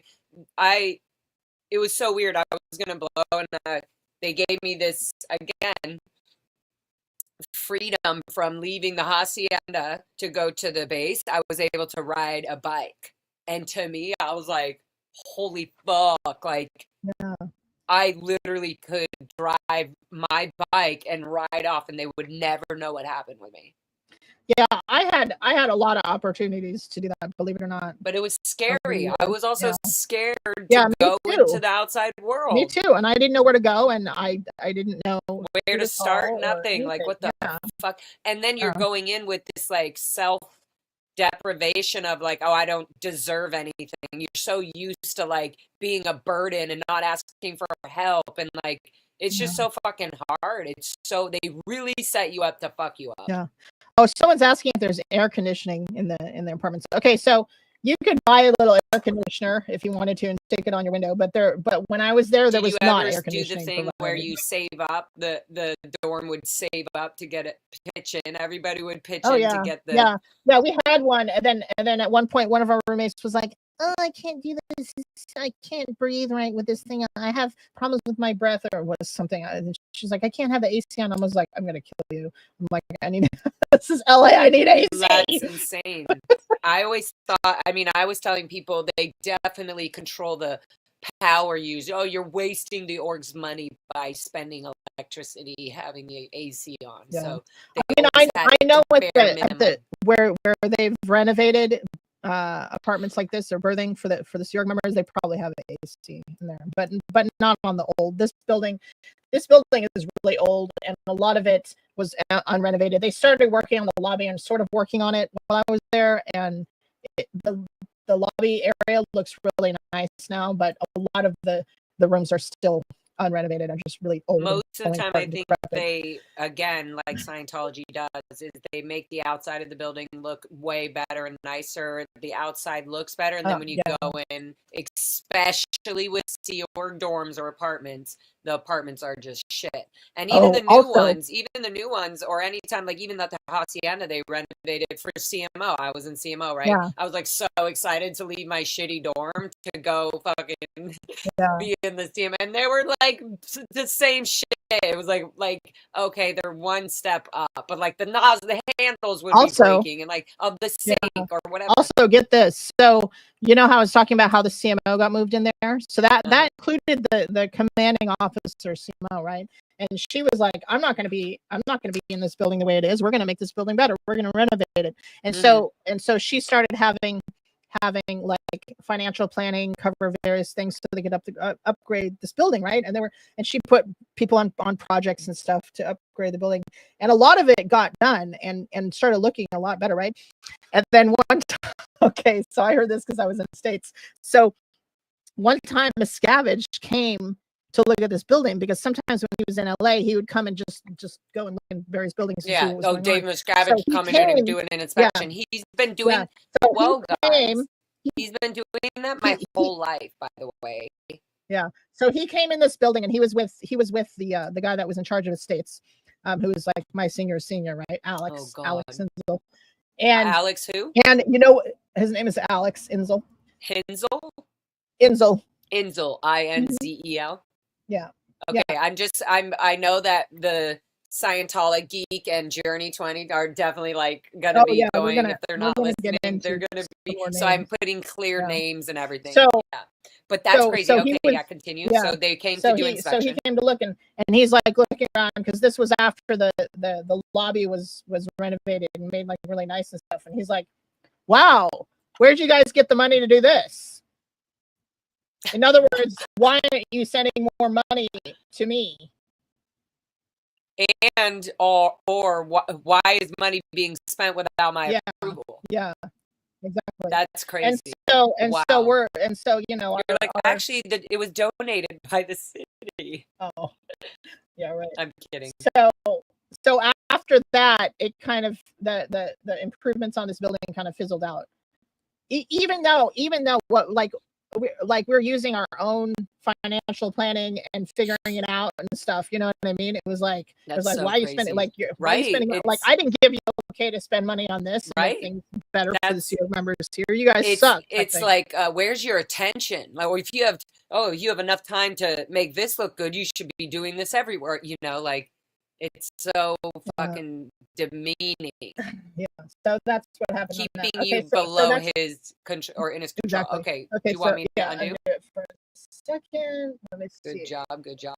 That's so cool. That I saw that aerial visual and I knew where you live, because it makes me understand how the building looks. And not to be weird, but as a vocal directionist, I know I'll know like where to shout. Oh yeah. I know what angles to shout at and things like that. And the real front at Sunday, oh my God, Kat, if you were there, you would have just been probably laughing. Oh, you would have been sweating your balls off, but you would have been laughing, because I have a very loud, strong, direct voice, and I was like taking each window, just like, and it was like should like close, or they'd be like, it was just so funny. Really, it was funny and somewhat still. That's hilarious.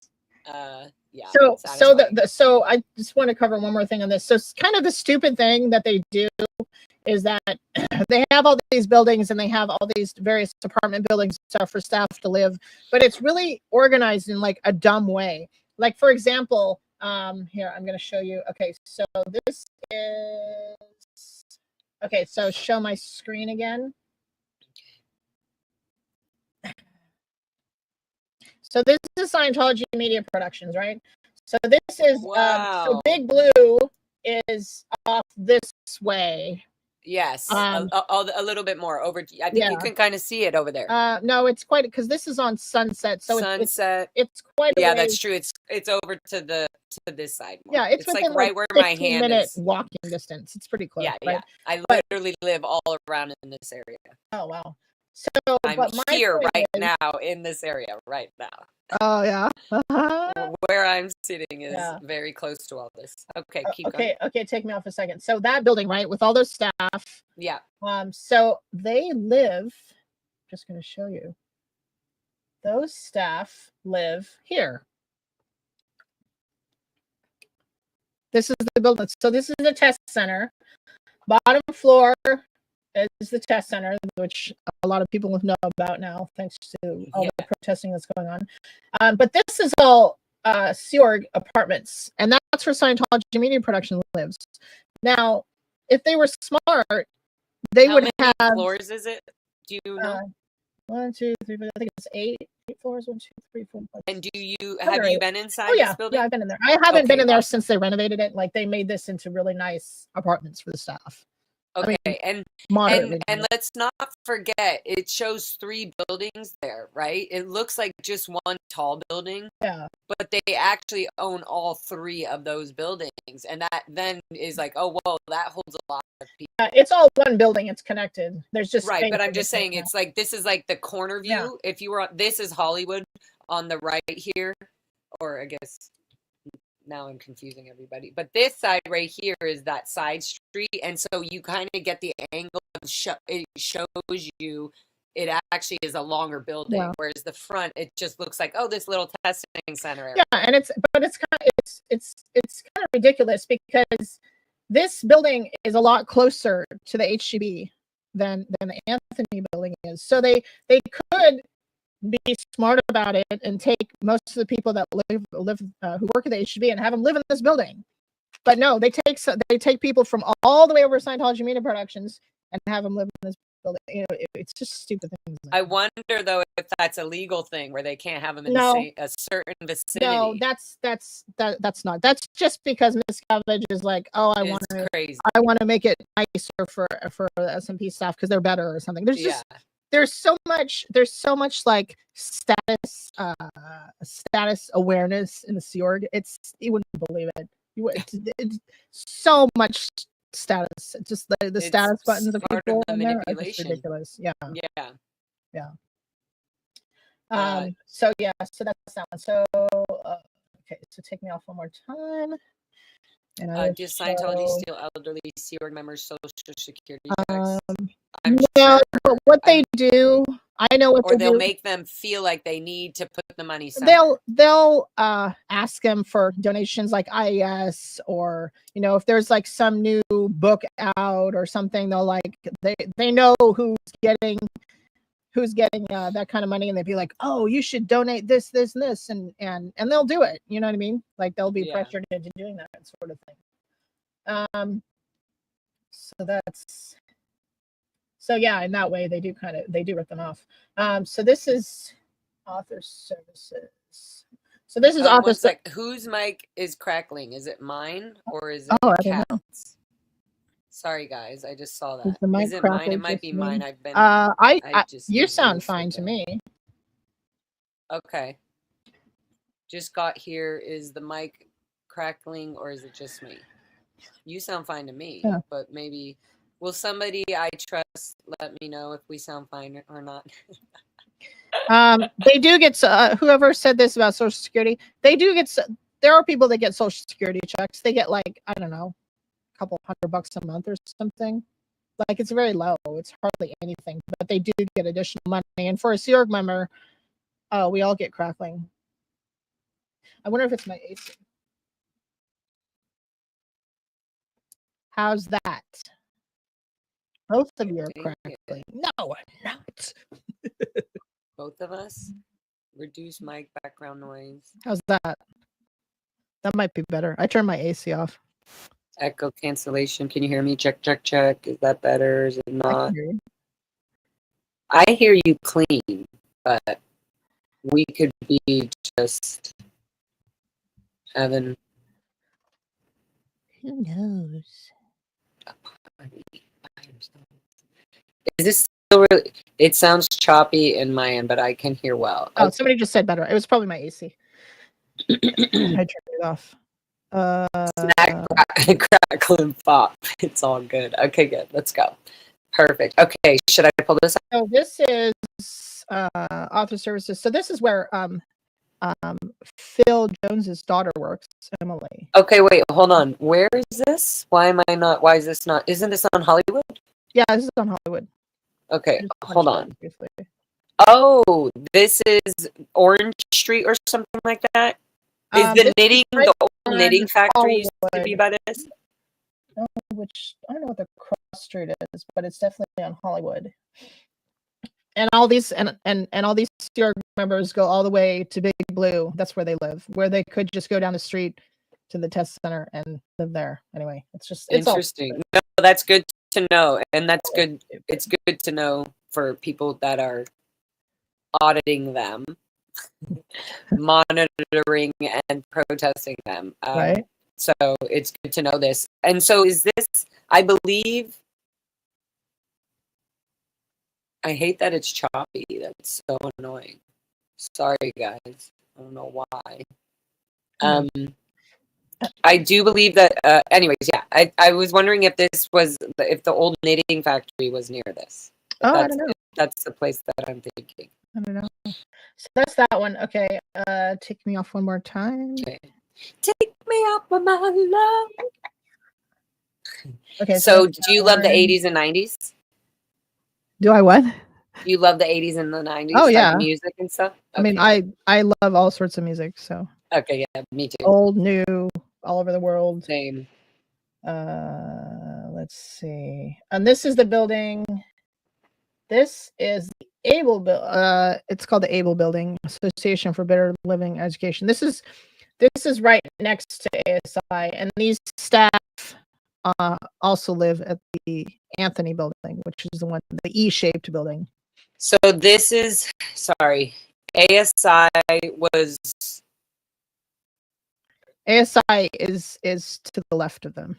I'm saying ASI though is, you said, sorry, what was the place called that's on Hollywood that I just said? That Author was, Services. okay. Yeah. The one before. This is also where they are? This is Association for Better Living and Education. This isn't ASI. It's just it's another Scientology building, and it's right next to. It's like where they. This is like where the Narconon program is managed from. Okay. Narconon, Criminon. And this is in Hollywood, or where is this? This is right on Hollywood. Wow. Right next to Author Services. Wow. Okay. I've seen Dan here. Okay. Yeah. Cool. I'm gonna go find these places. Yeah. This is cool. Okay. Oh, there you go. Bam. Yeah. Oh yeah, Sycamore. Yeah, that's right. I didn't remember what the street was. Hi, Dan, and thank you everybody in chat helping us all. Is this Able where Dan walks? Yes.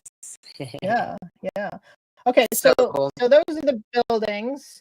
Okay, so I just wanted to do that just for context, because when you see people getting in a bus and going someplace or coming from someplace, and you can kind of be like, oh, those people are going here. So if somebody wants to, the other thing I want to say is that there's more than one bus that goes around, and there's 2 or 3 buses they have, and they go within like probably a 2-hour time frame when everyone goes into work and then everybody goes home.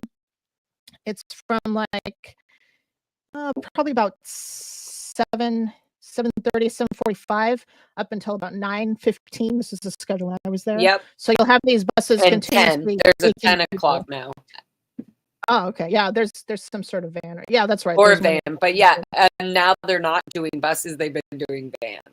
So yeah, because the buses are so obvious. And when I was there, they probably still do the buses because there's too many. Yeah, they did. Yeah, there's too many. Actually, Ashley caught them this morning. Yeah, she did film them a little clip this morning, actually. Yeah, they do vans as well. But anybody who wants to go and like try to talk to the staff or say anything to the staff, there's like a 2-hour window where people are going to be coming and going from these buildings, because it's how they get to work. So it's like they have to get out and get in a bus and get out again. So even if you see like one bus going, that's not the last bus, most likely. There's going to be another one in like 20 minutes or something. Yeah, exactly. Yep. Yeah. So I just want to give some context on where people live and work and how crosswise it is sometimes. Okay, so do we want to show the first video here? Yeah. Do you want to play this or Sure. what? Yeah, I can do it. Okay. Okay. Do you know that person or? I don't know that person. I'm going to show you who I know. 1 second. Okay. So this is next to the Anthony building. Let me make this bigger. This is where they pick up the bus. That's where the bus goes. That's across the street from. That's one of their buses, one of their vans, the white one, and that is too.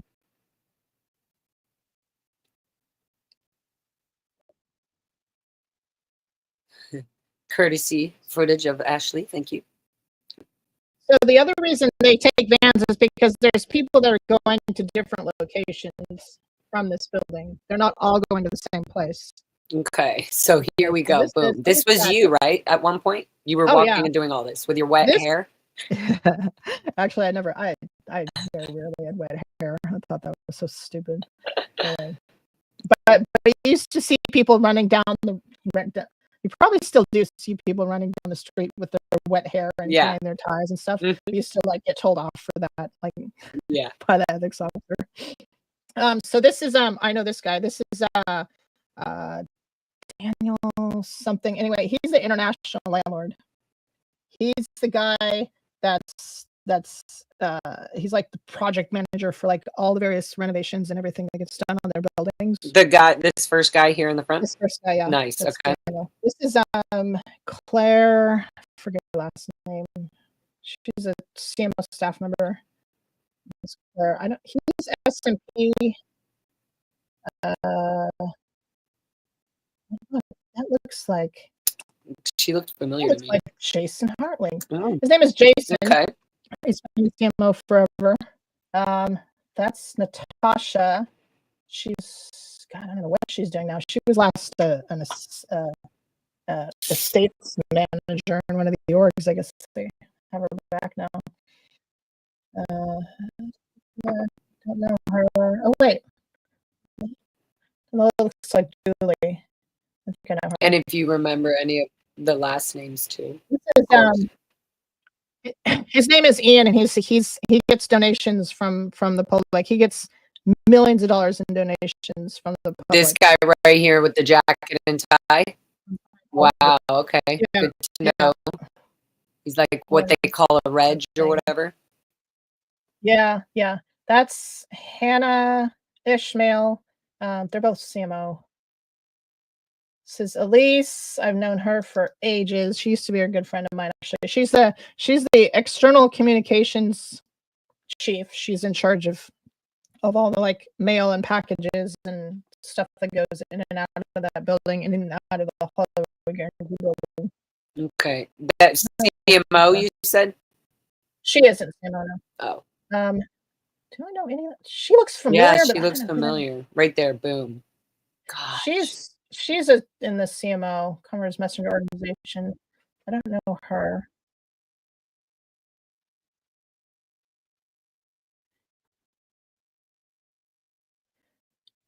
I forget his name. Some Italian guy. This guy, the guy that was behind him was in the landlord office stuff. It's so funny. Sorry. Oh my goodness. It's so funny to me that they like always look at their watch. It's like, dummy, you already know what time it is. Yeah, they're just trying to ignore. The watch or the phone, or they're like, look at the pager. It's so stupid. Yeah, they're trying to ignore her. Okay, let me just. Oh yeah, maybe you can help me identify the guy who assaulted me back in July, the old man. Oh, probably. Cool. Okay. He's a public though, so I don't know if you would know, but we'll see. We shall see. Let me get this other one up here. Thank you all for being here. Make sure you hit the like button, guys, so that people around in this community and in the interwebs can get the algorithm of. I like that. The interwebs. The interwebs of Entergy. Okay, we're ready for the next one. Okay. Boom shakalaka. Okay. And this is outside again. There's the white bus. Outside the same place. Outside the AB. Oh, she's not really talking slow. I just slowed it down a little bit. No, that's okay. We can't hear it. It's okay. Oh, okay, good. Unless, yeah. She's basically yelling the number and doing all that. She's awesome. You can always go watch all this footage on her channel. And if not, you can see it here. And we'll upload it as much as we can. I know Scientology. I think these are SMP stuff, or some of them. SMP is Scientology Media Productions. Oh, that's Alex. That was Alex. You want to back it up a bit? Alex. Right there. I've known him for like 25 years. Alex, do you remember his last name? Alex Inzel. Inzel. He's in charge of estates at the Hollywood Guarantee Building. Ooh, okay. Alex Inzel. He's in charge of estates at the HGB. That's right. Wow. I'll be like, hi, can I please speak to Alex Inzel? Inzel needs to come check out the sprinklers that are seem to be spraying in the wrong direction. INZ. They're all over INZEL. Mm-hmm. He's the one that got to explain to Miscavige where they got the money to start renovating them. Okay, I'll type the names in the thing. What they're saying our mic or something. Is it me crackling? I feel so weird. Sorry, guys. I'll type in the names. Alex, you said, what's the last name? Inzel, INZEL. What is this? I don't know what the crackling is. I'm sorry, guys. Is it me? Is it just going throughout the whole video? BTs. The body they ins and os are trying to interrupt. Right. Okay, we're going to take it off for a second. Okay, let me. Oh. Is it crackling right now when we're not showing the video by any chance? Dun, dun, dun, dun, dun, dun, dun, dun, dun. Is it crackling? Yes or no? Yes or no? Let us know. Let us know. Is my voice feeling pretty or is it crackling? It seems to be both with crackling audio. No. Okay. We don't know what's going on. Sorry. I don't know. All through the video could be your connections, and yes, all crackling all the time. Wow. They're trying to shut us down. Okay, give me 1 second. I'm gonna hear it. Let's see what's that.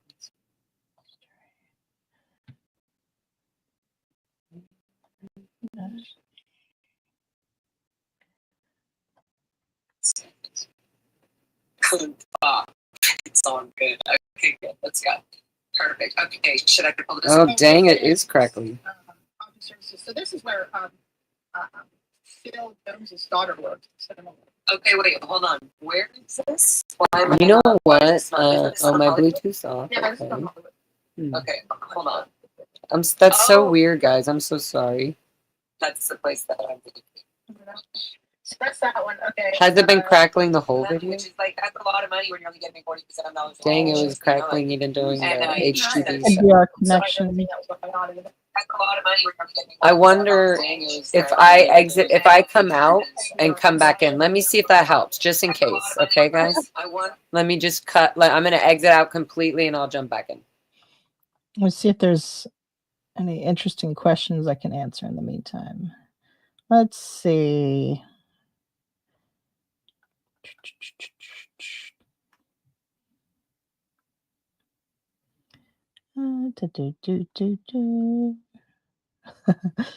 Nora's laughing about air conditioning. Yeah, it's kind of a joke.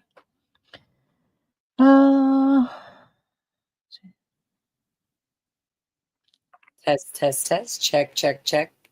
Is that better at all, guys? I came in and out, and if it's not, then whatever. All right, we'll get through it. Bad news bears. Yeah, that's bad news bears. When you were inside, did you see people that were under the age of 18 in the Sea Org? Let's see. There were a few. There was somebody years ago. I think she's a gold now. her parents were like OT8s or something, and she was allowed to join the Sea Org when she was like 11 or 12 or something. I remember her. And there was one guy. There was a kid in Columbus, but I think he was actually 18. I think he was 18. I was also going to say that most of the time people don't even talk about their age in the Sea Org at all. Yeah, It's like, especially if they're know. underage, you don't really want to Yeah, bring up yeah. something that could be illegal. Like they're Yeah, you told, don't- like, you don't don't talk about your necessarily age. know. You know, you're not a child. Be present. Whatever. Yeah. That also is a thing. Okay, so I have another one. Do you want to show this other one?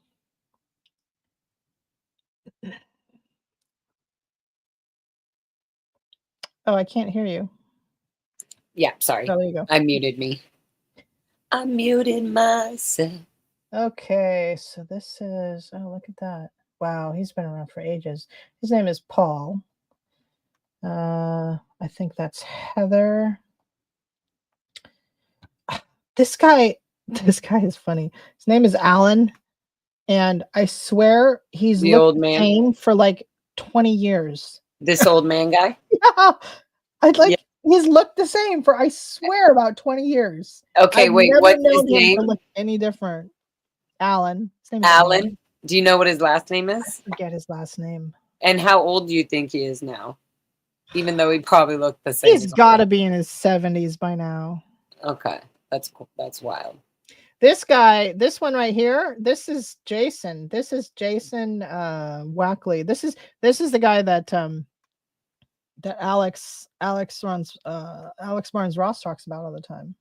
Okay, Jason, what's his name? Jason Wackley.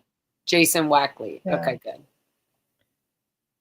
I don't know. Do you know what Jason Wackley does? He turned his face, by the way. Yeah. Right before he went on the bus, he looked at you.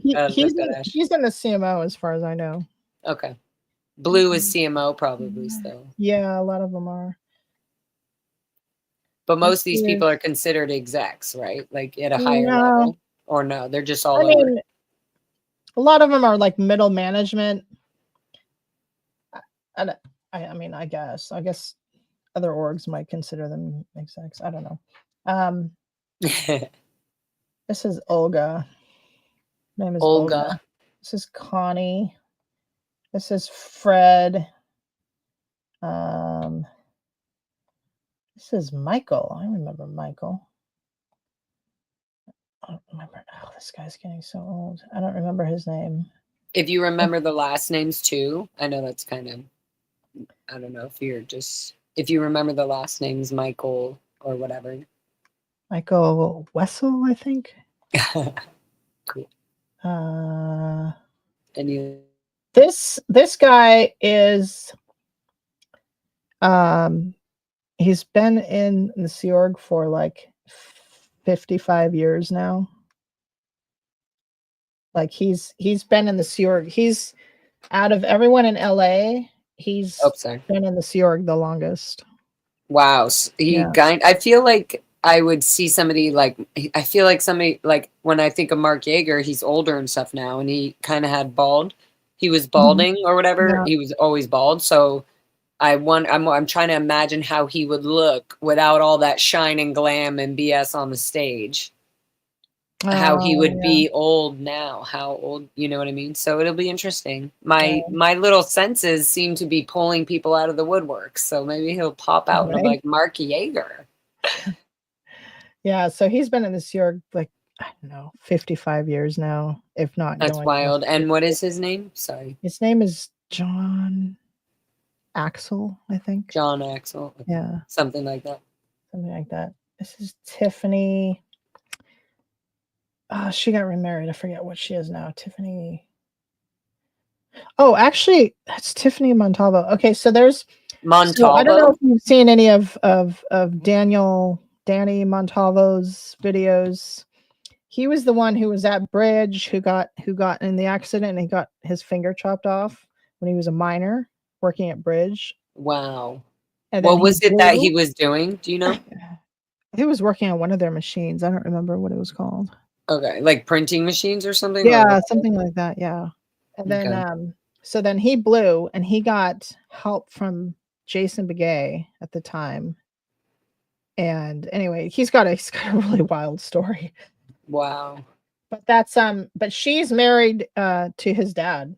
That's not his mom, because they got divorced. His parents got divorced, but she's married to his dad. Okay. This is one of my old roommates. I don't remember her name. I forget her name actually.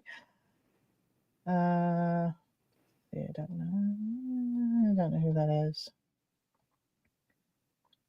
The day in the lives of a Sea Org member, 24/7. They do this. They look so happy and great, don't they?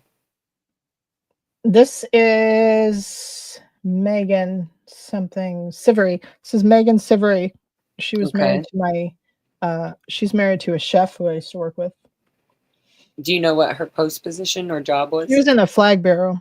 She's like she works in management of the organizations. But a lot of these people have been in the Sea Org like 15 on multiple different posts too. Yeah. And they've been there a while. Like a lot of them are like 20 plus years in the Sea Org. Yeah. This is okay. You know the guy that does the announcements at events, like the voiceover guy, coming live from the Shrine Auditorium. Yeah. That guy. This is his daughter. Oh wait. Do they have Jeff Pomerantz? Yeah, this is Jeff Pomerantz's daughter. Interesting. Yeah. Okay, very interesting. And she's in the Sea Org. That's crazy. Yeah.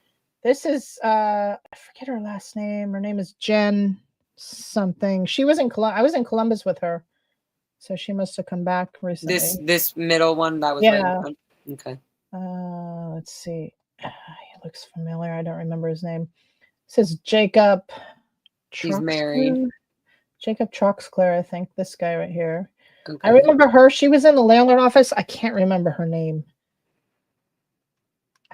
Landlord office deals with buildings and planning and all. Yeah. What about the one that was covering some of these people's names are just escaping. Oh, this is Tamar Kashani. I don't know what she's doing now. Sounds familiar. Oh my God, Tamar. Wait, pause. Tamara, or is it Tamar? Tamar. She was the one who was the receptionist at the Sandcastle in Clearwater, Florida, who wrote the report on me that I was flirting with Tiziano Lugli, the Scientology public, who was playing piano and singing at she was the one who got me fucking busted from CMO, you little bitch. But in the end, actually, thank you, because now I'm completely out.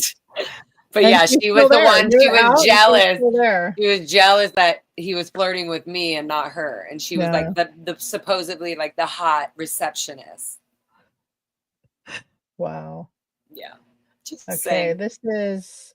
So that's how you know they literally shuffled. That's what we were just talking about. They shuffled through different posts. Like literally, Tamara was in Clearwater for years. She ran the Sandcastle for years. The hotel, the hotel part of it. Wow. Yeah. Okay. And now she's here in LA. It's just this guy right here, his name is Chris Heinzel. Okay. And is a German guy. I worked with him in the galley for 12 years. Wow. And this guy is one of the hardest working people I've ever seen. And this poor guy had 2 hernias. Oh my God. Because from lifting stuff. Yeah. Oh, yeah. Because when you work in the galley, they never put enough staff in there, and you end up being so physically overworked. Like my back is like I'm still trying to handle my back. Yeah. Yeah. Anyway, it was just sad because this guy is like anyway. That is so one of the reasons I wanted to come and start talking on YouTube in the first place, and to do my channel and stuff, which I haven't really gotten going, but whatever. It's going. I'm serious. You're awesome. And your information is so important because it's so recent. Yeah, exactly. One of the reasons why I want to do it is because I figure that since, I was watching various videos and watching all this stuff and finding out things and deciding what I was going to do. And every time I would see videos of somebody who I remembered or I knew, in some way, it was like, oh my God, what happened with this person? And I want to hear their story. So I really hope that any of these people who I know will get out eventually, because they heard me talking about things. You know what I mean? Yes, I and that's already I my already helped somebody get out that way. Like he was in the yes. middle of leaving anyway, and and he saw one of my videos and happened to and he was like, oh my God, I want to talk to her. And then I helped him get out. So I want to do that with more people. And it's so good. Like it feels so good. Like if there's a chance that actually Sea Org members start like jumping, I'm just kidding, jumping in people's cars, more like mine or whatever, that would be like, wow, like real physical change. But the thing is it's, you can see it happening, like getting closer and closer with the foundations, like with all the protesting, with the way that people are going and talking to the city and seeing who's like allowing certain things to happen and approving Yeah. things. And it's just really, really cool to see. Yeah, This and is so also important. like And it this would guy be has family. This guy has family in Germany. He's got a brother in Germany. He's got his mom in yes. Germany. So there's a chance that I don't know, maybe they're checking out stuff and they're going to see something about him and they're going to go like, "Oh my gosh, I found out that you like you were like overworked and in this place and Yeah. you're doing okay." And they might get him to like go like, "Oh my God, maybe I shouldn't be here," type thing. You know what I mean? Right. Totally. And So, sometimes that's a better perspective or angle instead of somebody being like, I mean, no offense, but like a foundation that's helping people leave Scientology and Sea Org may yeah. even be so much of a big step, thinking like, oh, well, they're only one way thinking. Whereas a family member is more like, okay, well, we don't care what you've been through. We need to handle whatever's going on with your health right now. Like there's Yeah, a whole different love exactly. connection that Sea Org members are missing. So it's super important that these faces be seen by the world and YouTube and these internet. So feel free to share this video to get people's families to start caring and do wellness checks and say, hey, what are you doing in here? Come out, spend the rest of your life out Yeah. here. Like, Yeah, and if there's anybody who has family or friends that work in any of these buildings that they know of and they want to know more about them, I know a lot of people. So you can email me or make a comment on this video or whatever, or and yeah, if you want to like if you're under the radar or whatever, just email me and I can tell you what I know about them. it's so cool. Let's see. This is I forget her name. God, I know now. I'm like remembering so many faces, and I'm forgetting people's names. It's so annoying. But I do know her. I do know She her. doesn't seem. How old is she? She doesn't seem that young. She's I probably mean, she like doesn't 30. seem that. Oh, 30s. Oh, okay. Yeah. I feel like are some of these people now older that were kids or cadets, and now they just Oh yeah. we just don't even realize it. And I know this guy too, which they're about to show. Where is he? Him.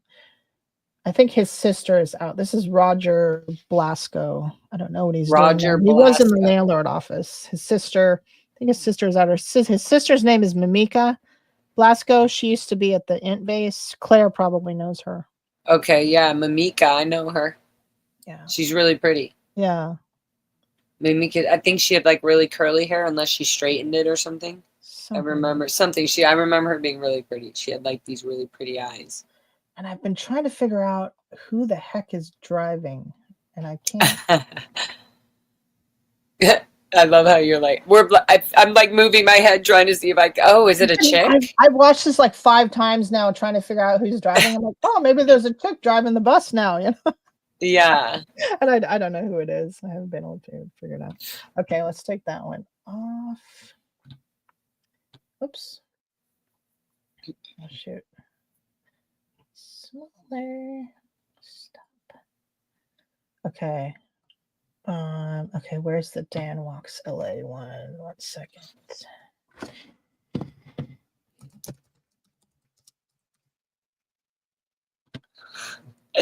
You have a troll in your chat. Please don't let Lara overpower you. Oh, it's Artax the stupid horse. Yeah. Very much a stupid horse. Don't let Laura overpower you. It's okay. We're all friends here. All right. Where's this? Oh, here we go. I love how he posted this like so many times. Dan, Oh, yeah. such Because they're amazing trying to work. like get it Dan taken walks. down. And so he just keeps posting it. I think it's great. I love it. Good job, Dan. Good fucking Right? job. Awesome. Okay, you We ready? will not let it not be heard. I'm in full out battle. They Oh, keep actually, taking it down. okay. Oh, poor Dan. Oh, I clicked on the wrong The one. wrong one? Okay, you want I to... just don't know any of these people, unfortunately. Do you want me to keep it on or off? Take that one off. Let me get the other Okay. one, Okay. please. Aw, nice. Thank you. Madeline says, hi, cat popping over from Lara's. I sub. So happy you both got together. Oh, good. Yeah, everybody goes sub Yeah. to cats too. Give me 1 second. And to Dan and to Ashley. And to everybody. Okay, here we go. Let's do this one. Boom.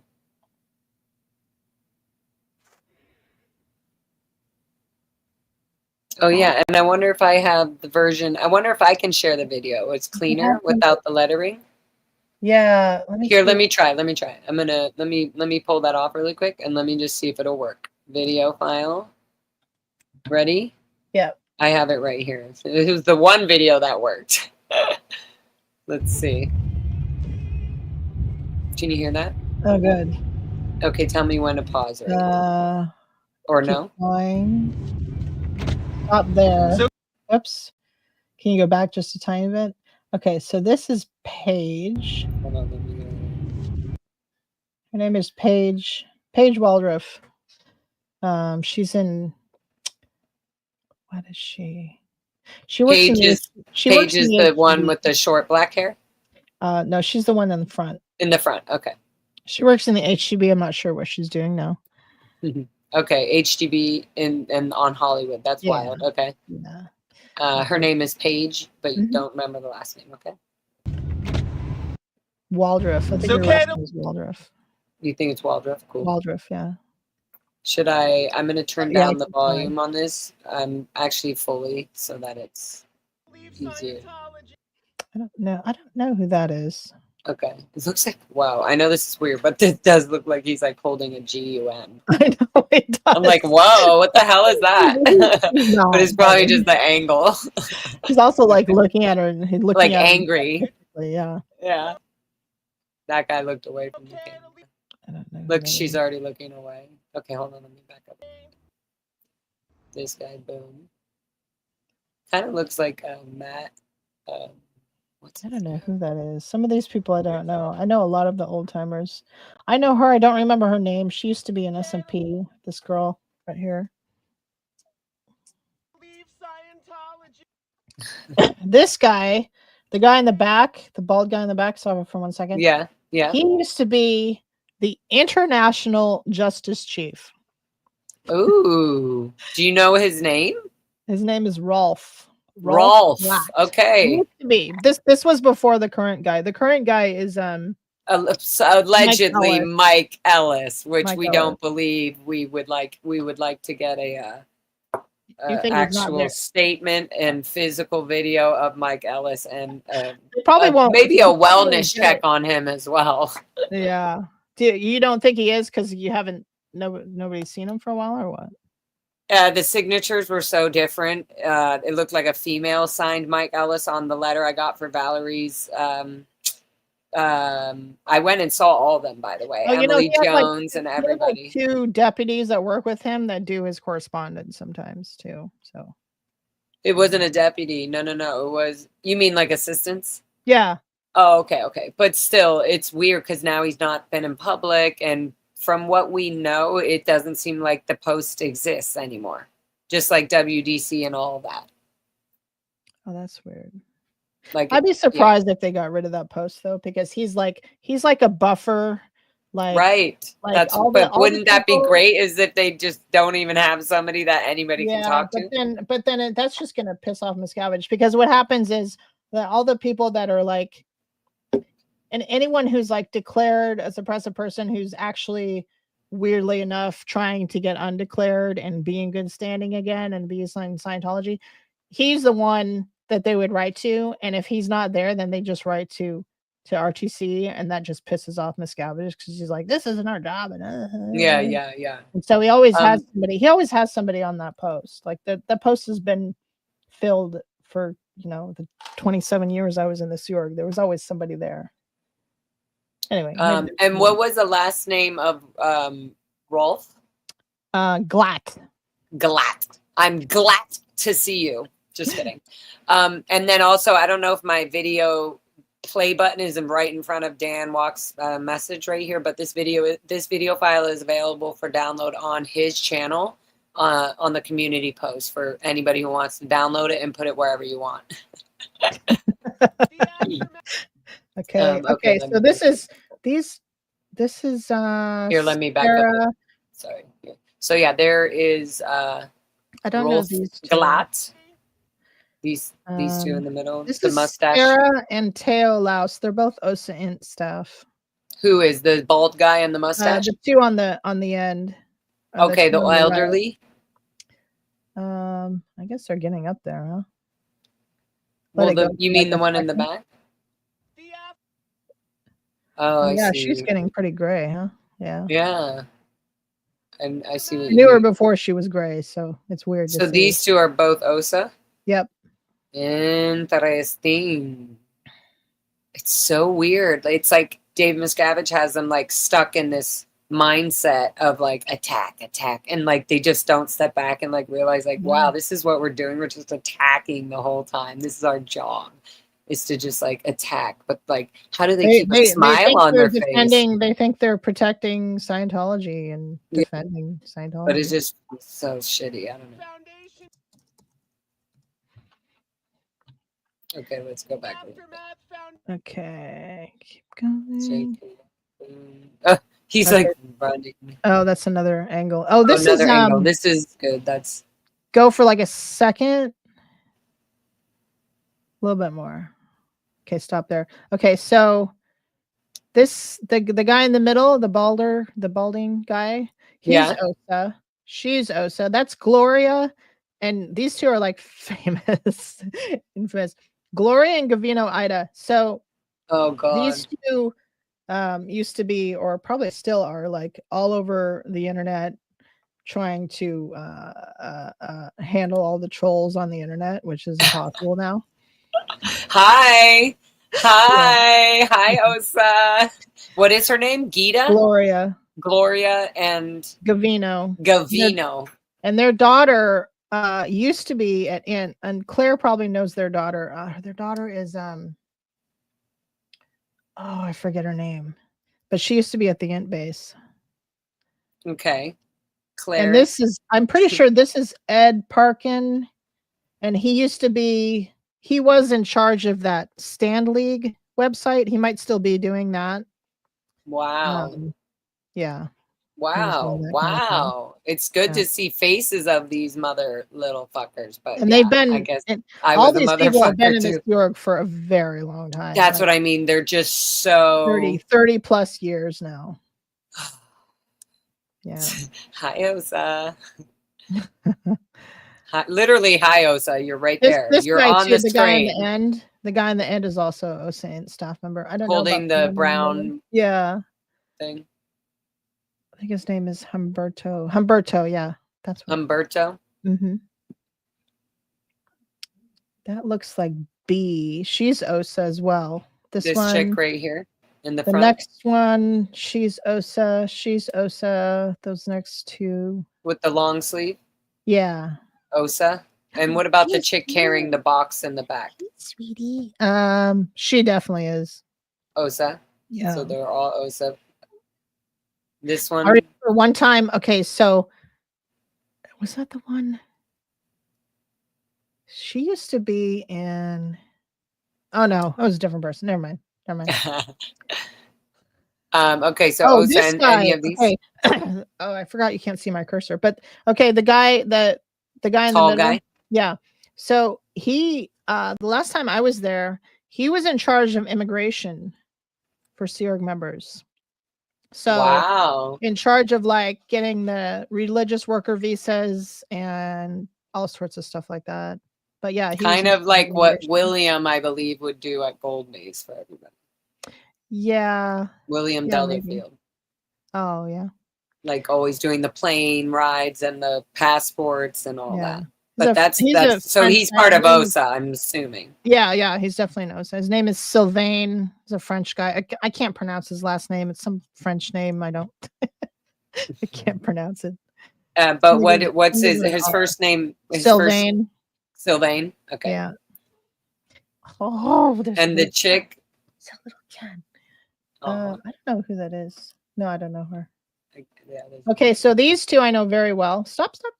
Okay, so this is Matthew.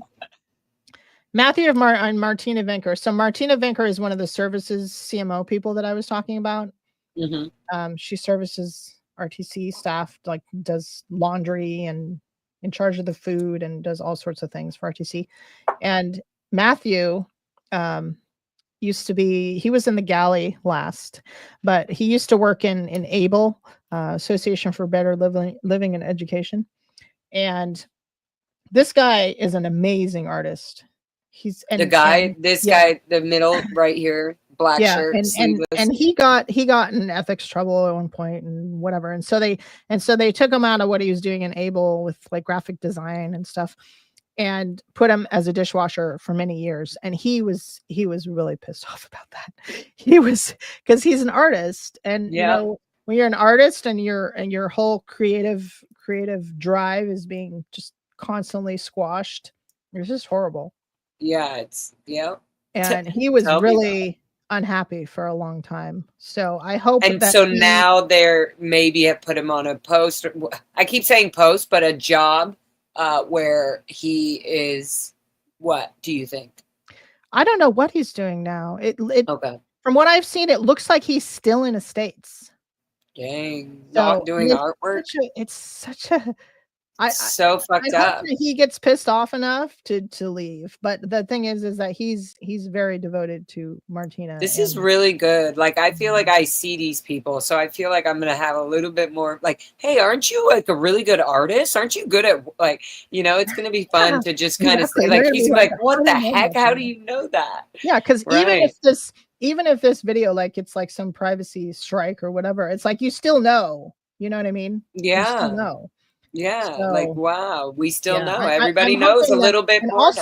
Also, he has family that he hasn't been able to explain what he's doing, because they know he's an artist and that's what he loves doing. And so they're like, well, why aren't you doing your art? And he's trying to explain that to people. He was trying to explain that to people over the years. So hopefully, one of his family is going to see this video and be like, oh my gosh, really? He's not allowed to, he's not allowed to do his art. Yeah. And maybe they'll make a stink, and then it'll be like, eventually if someone's family member is making a big enough stink, the Scientology is gonna get annoyed, and they're gonna be like, can you just leave? Like, just leave. Like, you're too much trouble. I do hope that about my dad. That's what I was thinking. That or my mom. I just don't know how. I just think it's almost impossible, because my dad was there at Gold Base and all that, so he just knows too much. And like my mom obviously knows too much. She freaking lies to people for David Miscavige through her video editing and shit. Yeah. It's just so wild. Do you know this guy in the middle holding this case of who knows what? That's the father of Elise. Remember Elise? I pointed out. Yes, that's her dad. He's in Osa. Wow. His name is Neil Levin. Neil Levin, Osa Int. Neil Levin. If you go a little bit further, this is Marion Powell. Wow.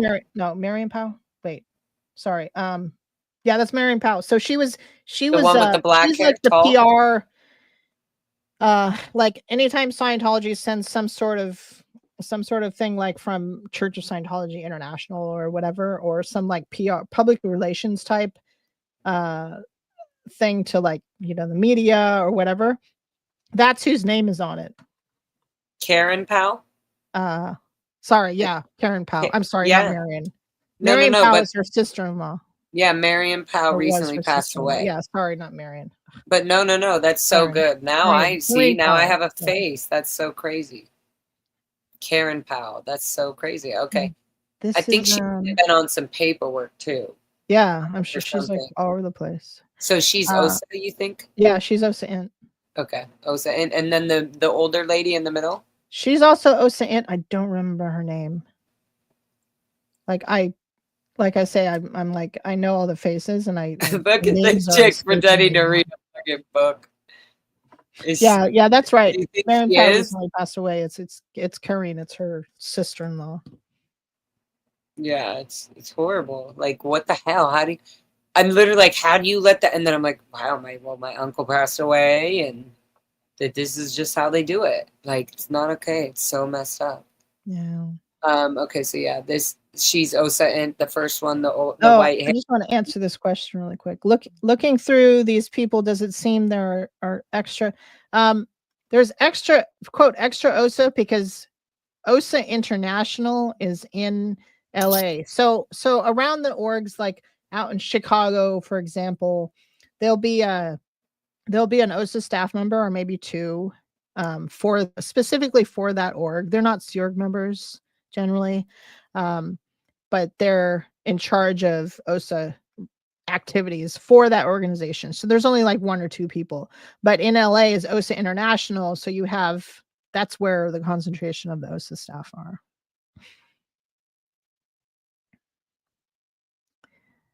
Okay. Oh, did you see that? So did you see him with the camera? That's Gavino taking the picture with the camera. Oh, sorry. Is he trying to scare okay. Dan with the camera? It's funny. Okay, Gavino. Yeah, he's the one I already pointed out. Go a little bit further and see him with the camera. Right there. Yeah. Is he Osa? Yeah. The other way. Yeah, okay. That's right. Yeah. You said. That's funny. Oh my god. See if there's anybody There's else. the package. Do a little slow version here. Boom. Thank you, Dan, for the detailed editing and walks, and just gonna get a good view of all these people in case any other family members are wondering where they are. And yeah, and again, if anybody wants to know more about these people, or friends and family, and they want to know like what's going on with these people, you can email me. Before, wait, oh, whoops, I forgot that I had. Okay, so we're done with this video. Yeah, please email either of us, but Catherine Olson obviously has the information in her amazing little mind there. So, and she's awesome and easy to talk to and everything. So, oh, good. Thank you. Yeah, I have one more here on my side. Cool. Right here. Oh, no, that was, yes, right? No. Yep. No, we just did that one. There it is. Boom. Bam. Okay, so this is at Big Blue, as people like to say it. So anyone you see in a red shirt like that, that's all Bridge Publications. That's the warehouse where they make all the books and everything and CDs and stuff. So they're all from Bridge Publications. I don't know any of these people. I just wanted to show it just in case somebody, friends or family want to know about recognize it type of people. I don't know that many Bridge staff myself. I do know some.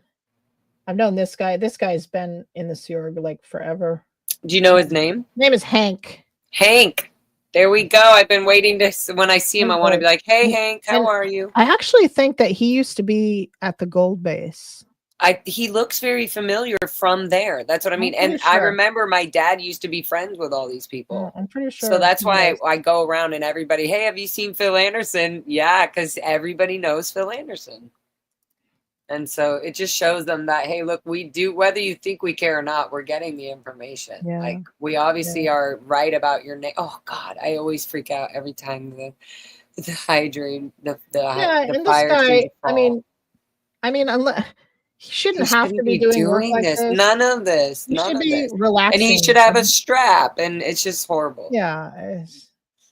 Somebody said, sorry to be stupid, but what does OSA mean? Office of Special Office of Affairs. Special Affairs. That's the. And it's the internal justice spy group for the internal members of Scientology and the outside. 46. It's where they do fair game. It's where they Yeah. direct all the fair game operations. Yeah. There's a security. Where they do their, when I say where they do their own internal justice, I mean their own, not legal. Not legal. Oh, justice. yeah, totally. They very much violate the law constantly. Yeah, you see all these. Ashley was just going at it. The number is, and they were like running in like freaking cockroaches with spray or something. It was just wild. I mean, I see it too. I know this myself. girl. Yeah, what's her name? She's kind of. Isn't she Russian or something? Or no? No, she's American. Okay. Was she ever in Gold?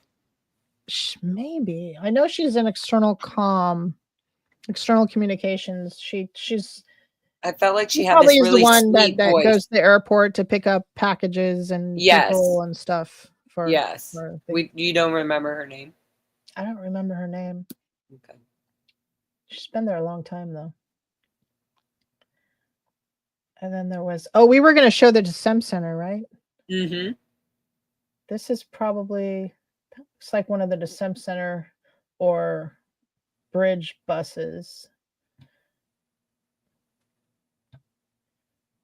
I love how Ashley was like yelling at the security guard to help him, and he just stands there. Security has it's another one of those things where security has such a huge status button. Like they're like, I'm not gonna ego. That's why I'm always like you. Yeah, I've definitely told Alexander. I always thought his name was Adam, but I've been telling him like you need to check your fucking ego. Your Sea Org security ego is disgusting. Like, I just say that shit all the time because I'm like, dude, you'll open the door for her, but you won't help her up the fucking stairs when she has a walker. What the hell is your actual problem? Like, how, like, I don't know.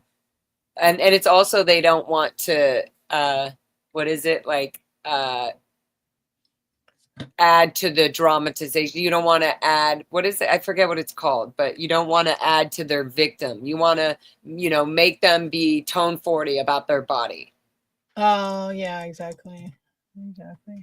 Okay, here, let me just pull up Scientology. So, hey, what up, Ashley? So that guy who was doing the fire hydrant, the hunchback tall guy, he's been in the Sea Org forever. His name is Hank. Just so you know, Ashley. So we could say, hey, Hank, there's a beautiful foundation waiting to help you. Would love to give you your own place and life and whatever. I always try to imagine for them what they might think if they were leaving. Where would they go? Oh, well, they said this whole thing. That could give me a, Earth view. Okay, give me 1 second here. Go Earth.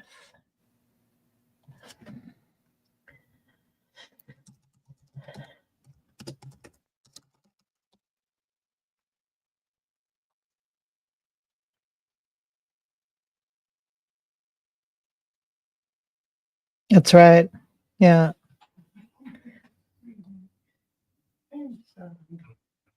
Why is it not? Stupid Google Earth. Okay, let's see.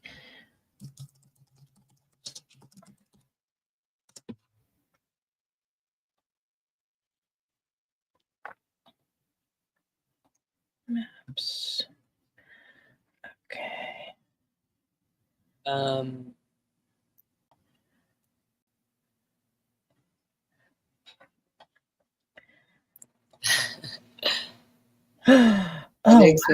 Be rated by the city's health and safety or something that they are suddenly bringing in fire extinguishers. I know I talked about that on one of my streams, I guess. What was that? Oh, nothing. I was just talking about the fire extinguishers. Like, because I thought like, oh, maybe they're filling them all up and getting all up to fire code because we've been reporting them for all of their misuse of permits and all that shit. Oh, maybe, city stuff. So I was wondering if they, it's just like, certain timing. I mean, obviously they have to get refilled, but maybe they haven't been refilled in 10 years. Who knows? And now they're finally doing it so they don't get, caught by the Yeah. city. Yeah. Okay, so if you show my screen again, so this is I managed. They dropped me in the middle of the parking lot for the distributions. Look how close I got. I don't know Wow. how I did that. That's really good, actually.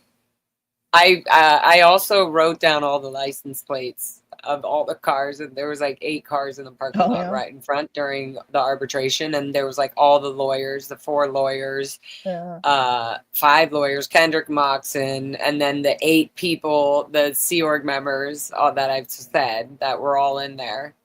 So fucking So weird. you went just to go. I went do right the- in. I was Valerie's only witness on her arbitration. I thought that she was gonna have more, but they didn't approve or whatever. So I was the only one. Wow. It was just awesome. Anyways, I went in there, in that freaking door or whatever, in there, and then there was, yeah, as you said, you walk through the lobby, and then there's like a conference room. Yeah. I mean, there's a bunch of little things, but so we went in there, and they were all sitting there like, hi. And I was like, party time. Oh my god. And then I told Emily Jones, I was like, Emily Jones. I was like, do you remember me? And I was like, I said, your parents, your dad really misses you. We'd love to see you. Did she just ignore you, or She did she just say anything? smiled like good roads, good weather. I said, thank you. Oh my god. Okay. So yeah, that's the DeSem Center. So this is where they make a lot of they make all the promotion. They make like their International Scientology News magazine Pieces, whatever. Yeah, Promo they make all the pamphlets. They make things. They make like signage for new organizations and things like that. And they literally print and make it all here, this whole factory, so they don't have to deal with anybody really on the outside. Yeah. And then I was gonna ask, so do they distribute this to all the orgs across like the world? Do you think this is where they're doing it? Okay. Yeah. Interesting. And then my next one is, do you think that this is kind of a new chunk of what Gold Base was, but they're doing it right here and separating it? Like David Miscavige is just breaking up what Gold Base was? It's sort of that, and it's sort of it was stuff that has been being done by the HGB, but they used to use a lot of outside printing facilities. So the thing so they're saving money. Yeah, bring it in house to save money, which always never fucking works because they're so.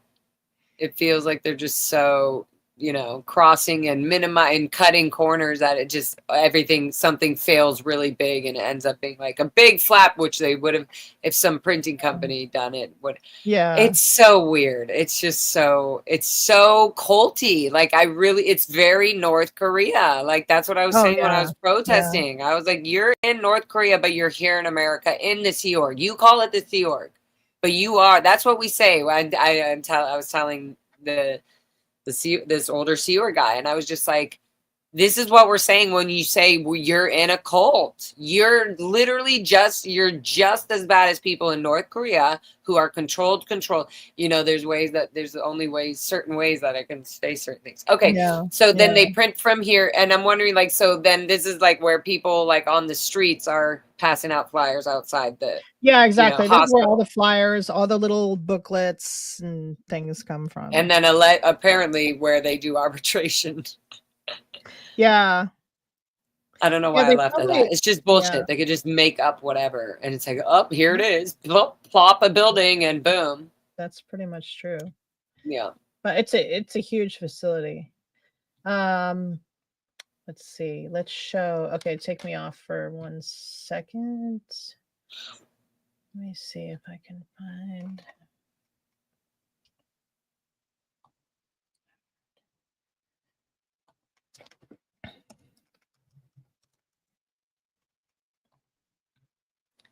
At Good Vibes, they most of the time they all work for security companies, and the security companies, most of them do. I'm assuming because the security companies wouldn't want to fuck with that. But they've been hiring no more Danny Dunnigans. Danny Dunnigan? What's Danny? Yeah. Who's Danny He's a Dunnigan? gold-based security guard that has been there for fucking Oh, ever. yeah. But he's just they just don't know the outside world. So they are now hiring private security and private outside security companies. So Yeah. but Yeah, before they were doing that, it's because the protesters and everybody were being like, security, you got like the security guards weren't handling people the way that the legal laws and the outside world laws and things run. Yeah. Okay, so I'm going to show a facility that people don't actually know about. Okay, So good. this is 599 Bandini Boulevard. So this used to be Bridge Publications, and then it also used to be what became the Decem Center. So Are you able to zoom in? I can zoom in a little bit, I think. Can't Nice. see much because they don't have this building labeled, because now they use it. It's called compilations. They have they have tons and tons of tables like spread out with like they're doing this whole thing with all of L. Ron Hubbard's, everything he ever wrote in sequence. So they're doing all this whole thing, and they don't have it labeled because it's like this secret. And comps, like they're compiling, Yeah. That's why they call it okay. I was Yeah, like exactly. completed. I was like, what is comps again? Exactly. Like, and because in qualifications division, they also have comps, like, oh, you comped a course. I know that sounds weird. No, this is compilations. Okay, so compilation. So they're compiling all of L. Ron Hubbard's data or whatever. Yeah, exactly. Okay. Exactly. So this That's is what so I you can mean. see It the feels like camera, they're so shifting over things that were like gold basey Yeah. and then like kind of Yeah, putting that's them exactly in what they're different. doing. Yeah. That's exactly what they're doing. So this is this is a camera. There's a camera up here. There's a camera here. It's like cameras everywhere. And then I went back and I actually found, this is wild. Let me see where this is. 1 second. If you go back, because you can go back in time on some of these. Yeah, it's so cool. Look. Google's doing that now. Look at this. These are, so this is right after COVID was a thing. So see how they're 6 feet apart? Oh, These are my Sears God. members. Oh my Isn't that God. wild? Wait, And so they're 6 did feet they apart, have and they're waiting to go into the building. It's probably did for you guys have to be 6 feet apart from each other in the Anthony building and all that? I wasn't in LA during COVID. I was in Oh Columbus. yeah, that's right. That's right. And we definitely were supposed to stay 6 feet apart. Wow, that's And you'd have like wild. the DSA, the who's the OSA person. She'd be like busting people all the time. You guys are too close. You guys are too close. Put your mask back on. And be like sitting in your office by yourself. Put your mask back on. And the buses, they just did the vans, I guess, and all that. That's just I don't know wild. how they did it. I heard it was just a nightmare in LA. Nightmare. It's like really bad. Like people were kept in quarantine like until they got the vaccine and things like that. And it's so weird because it's because Miscavige made all the Sea Org members get the vaccine, but at the same time, there's like so much conspiracy stuff within the Sea Org, and so they all think the vaccine is like really bad, but they're being ordered to get it. It's like yeah. I got out before that. I can't imagine. I can't imagine being if I was like in the Sea Org still and all that was going on. I was so glad that I wasn't in LA during COVID. Yeah. I was like, I'm so glad I wasn't there. Yeah. It just sounded really, really horrible. It was already bad in Columbus. I can't imagine being in LA. Okay, so that's that building. So yeah, if anybody wants to go here and protest, I mean, whatever, they can just sit inside their warehouse and ignore you. But that's so people know that this is a Scientology building. It's absolutely a Scientology building. That's 5. What did you say? 5999. 599 Bandini Boulevard. Yeah. Interesting. And I guess we can do bridge. Yes. Do you want me to? I'll remove you until. That was funny, Haggis. But can't they just do the touch assist to get the COVID away? You would think so, right? I mean, and that would sound like a L. Ron Hubbard thing. Yeah. because you know he's always contradicting himself. So Yeah. what would he do with COVID? Oh, but you can't touch, but you can touch. Okay, but you can. I don't know. Just be funny. Okay, so this is okay. So those staff that we saw in the red shirts when I was talking about Bridge Publication staff. Yes. So this is that building. Goes for like a really long ways. It's pretty big. That's just one side. Let me see if I can find the front. Yeah, Dan, I'm totally down to go. I work tomorrow, but maybe I'm totally down actually to do an adventure, Dan. An official Dan Walks LA, going through LA. Just kidding. But to do a little, we will need to pack We're gonna have field trip. peanut butter and jelly sandwiches and sit out and enjoy our lives. Oh man. Okay, so what is this? This is Bridge Publications. So this is where they print all of Hubbard's books. And Bridge Publications lectures. Are you able to zoom in a little bit on the shed or the shed? It looks like a shed. It looks like a big warehouse. Okay, there we go. Bridge. There we go. And this is in where did you say? This is at 5600 East Olympic Boulevard. Okay, cool. And Bridge Publications. So just so new people watching, Bridge is a knockoff company or whatever you want to. What would they call it? An LLC? What do they call these? Like the knockoff groups? Publications Incorporated. I don't know. I guess you say affiliated with. I mean, it's okay, but either way, they're just. It's all Scientology. It's all L. Ron Hubbard stuff. So, these are just. But part of these, so these random businesses, I'm just going to call them that, they have Sea Org members on the top of these, internal members running the public or, outside Scientologists on, selling or printing or making all this happen. Oh, no, this is all staffed by and this is all Sea Org. But I'm saying Bridge, the actual company, like they deal with public. They deal with Scientology public. But this is the actual Sea Org organization and of that, and it doesn't Bridge stem from the Bridge of Total Freedom or whatever, or maybe probably not. I guess that's what they named it after. But yeah, so this is all Sea Org though. This is definitely Sea Org, and all of these ones that you've shown are either the birthing where they stay and live. All Sea Org members, is all Sea Org members. There's no public. They wouldn't share. Somebody was asking earlier. Would there ever be like a neighbor in the hallway be a public or a Scientologist, like a non-Scientologist? Then I said, not in a Sea Org building. They would never allow any outside connection. That would be like completely out security or whatever. They might do a tour with somebody like they've done tours before of like, if someone's going to donate or they wanted somebody to donate a bunch of money, maybe they'll give them a little tour of Bridge and just show like, oh, this is where your donations go type thing. So we can print more this or that, things like that. Yeah. Cool. Glad we got that one out. We're going to make a little adventure map.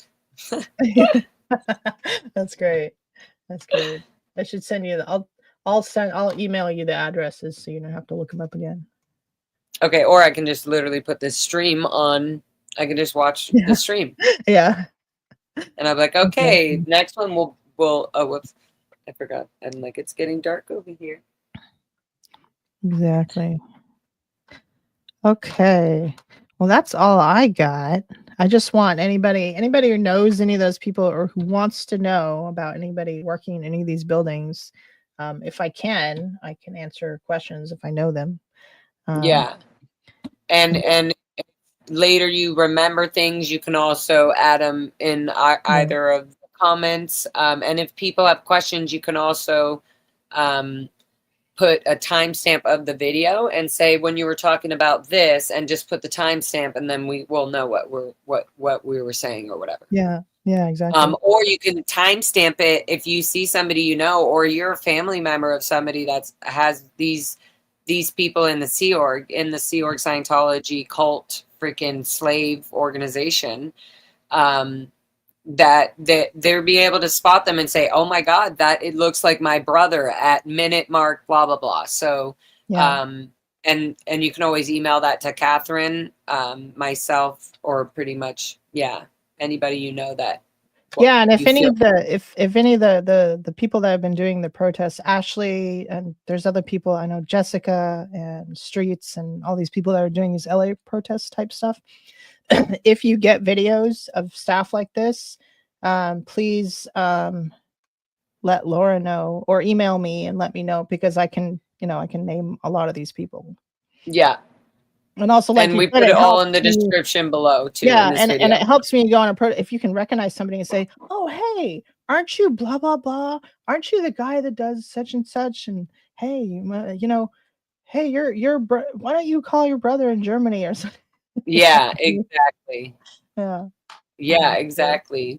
Do you by any chance, did you see the mustache man, the short white haired mustache man that shoved me on any of No. my live streams? Oh shit. Let me, No, I missed maybe I that can one. can you just wait really quick, because this would actually be important if you do know. He's a public, so I'm not sure if you know him. Let me just look really quick. View my channel.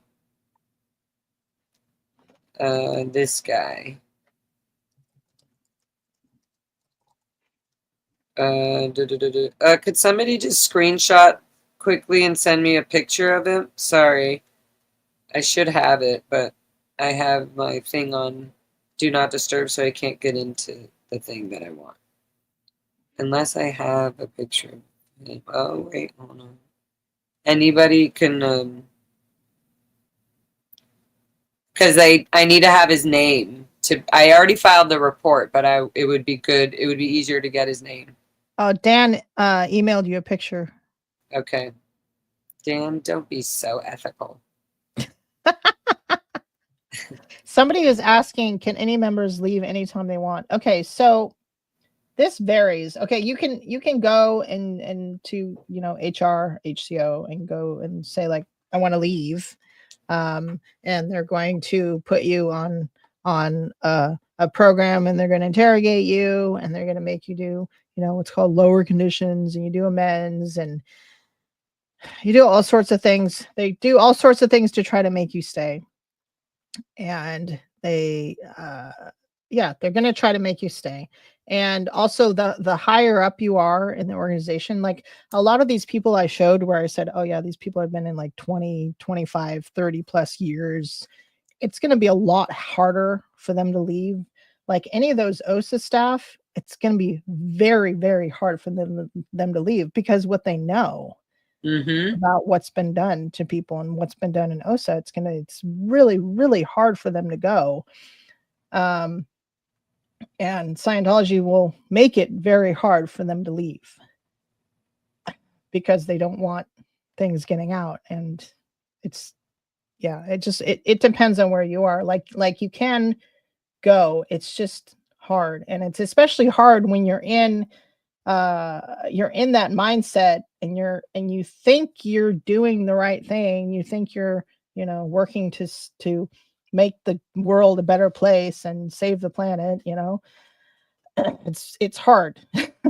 So you can, and a lot of people have left. People, blow, people route out, and which is just like, to go through all the interrogations and everything to be able to go. But it's really hard, and they really need a lot of support. They need family support. They need friends. They need some place to go. They need to, learn how to write a resume, and they need a lot of support in the outside world. And the biggest part is just overcoming your mindset, and overcoming the fact that you put so many years into what you think is doing the right thing, and now you're just going to leave all that, and you're going to leave your friends, and you're going to leave people you've known for half a century or a quarter of a century, and it's hard to do.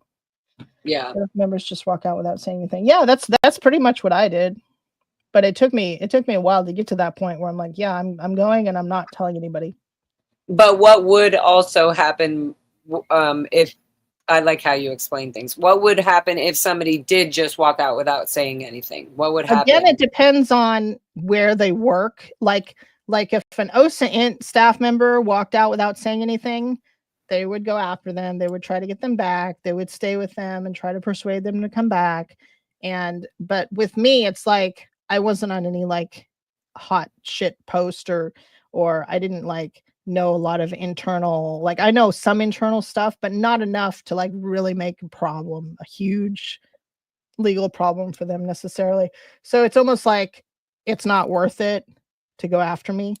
And also I got involved in the Aftermath Foundation right away, and they don't want to mess with Mark and Claire.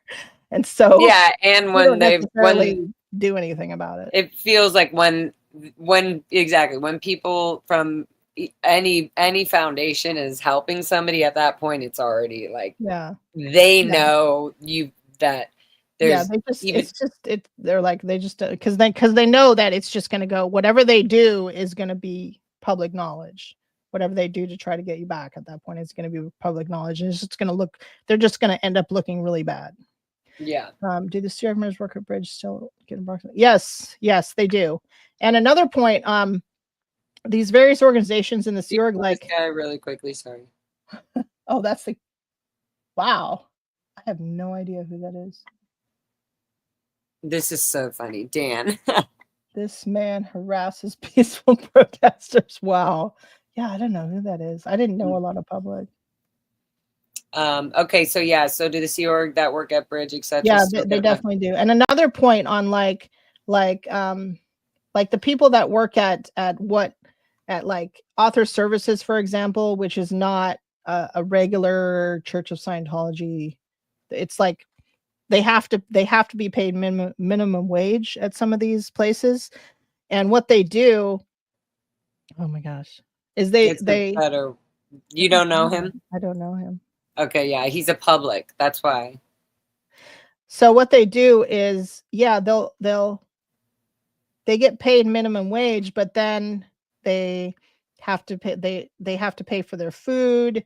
Like they pay back the organization for their food, their rent. They buy their clothes, and they basically make them pay for all this stuff. So it's like they're not really getting minimum wage. They're getting like a very small amount. Mm-hmm. But definitely Bridge gets Sea Org pay. I know they do. But I'm not sure how they do that exactly illegally. Yeah. Do you know about the long Andrews and Thornton? No, I don't know what that is. It's a lawsuit that is willing to help people. There's a whole video about it, but they're basically people. From what I'm really bad at. I feel like I'm a hypocrite because I haven't done it. I'm still working on like my personal FBI reports and stuff like that, which I'll need anyways when I do my reports. But anyways, we'll get into it. I'll share that. I'm actually going to share the Andrew and Thornton law firm. I'm going to share all that information, Amy, on below in this description. But and you'll learn about it too, Catherine. So maybe you'll be able to actually share your story. Plus, there's because you were in so recently. I don't know if you know. There's also another. Do you know about this lawsuit that just happened where they just won in Kansas, I think it was. Oh my God, I'm probably getting it wrong. But where it was, you were basically being forced to do slave labor and work and stuff like that. And they won recently. And it's the same, very recent. And it's the same. Whose lawsuit was that? Do you know? I have all the information, and I'm going to attach it all here because I love how you showed me how you could just attach everything into the description. I'm like, oh yeah, that's like, so why wasn't I doing this for everything? But so I'll attach it all and I'll send it to you so you have it. But I will also make it available for people who are interested that are watching this. It'll give you, it's called this. Yes, there you go. I just don't want to say anything to make it more misunderstanding. Oh, yeah. No, I get it. The DOJ, the nation. Okay, cool. DOJ versus the nation. DOJ versus Yeah. Nation of Islam. So Wow. I'll send it. It's out of Kansas, but it's Okay. awesome. It's really good because it can help people also take it to a legal thing without having to like go through all the lawsuits. They literally just won something very similar to what's happening, Wow. but just different. Okay. Exactly. Cat Cool. lawyers that will take abuse cases, claims, and witness reports. Wow. Okay. Cool. Yeah. Okay, cool. Wow, we did so much. I feel like it's what's that? I was just looking at the comments to see if there Yeah. was any other questions or anything we could answer. Support illegal immigrants. Scientology has people in charge of immigration, so if they do recruit somebody like for the Sea Org or for staff who doesn't have their immigration status sorted out, they'll help them get that sorted out because they can get like a religious worker type visa. Right. And also, like you said earlier, that tall guy is the one running Yeah. and doing all that in internal office of special affairs in Scientology. So That's right. they don't want they're very like dirty with their trafficking and all that, but they cover it up and do things so that you know they authorities can't come in. But if they just come in and see what they were doing and how they're turning paperwork into, you know, made up fucking shit to get people over into Scientology for slave work, literally. Yeah. So Exactly. yeah. And another thing they do, and this happened a lot, especially I saw during when they were working on getting staff into SMP, they were pulling people from like all over the world for that. And the different Scientology places all over the world. But what they would do is like there was one guy specifically, he was a violinist and but for whatever reason he like didn't qualify for SMP, right? So he gets told you're going to LA to do your music, right? To work for Scientology with your music. And he's like, oh cool, so cool.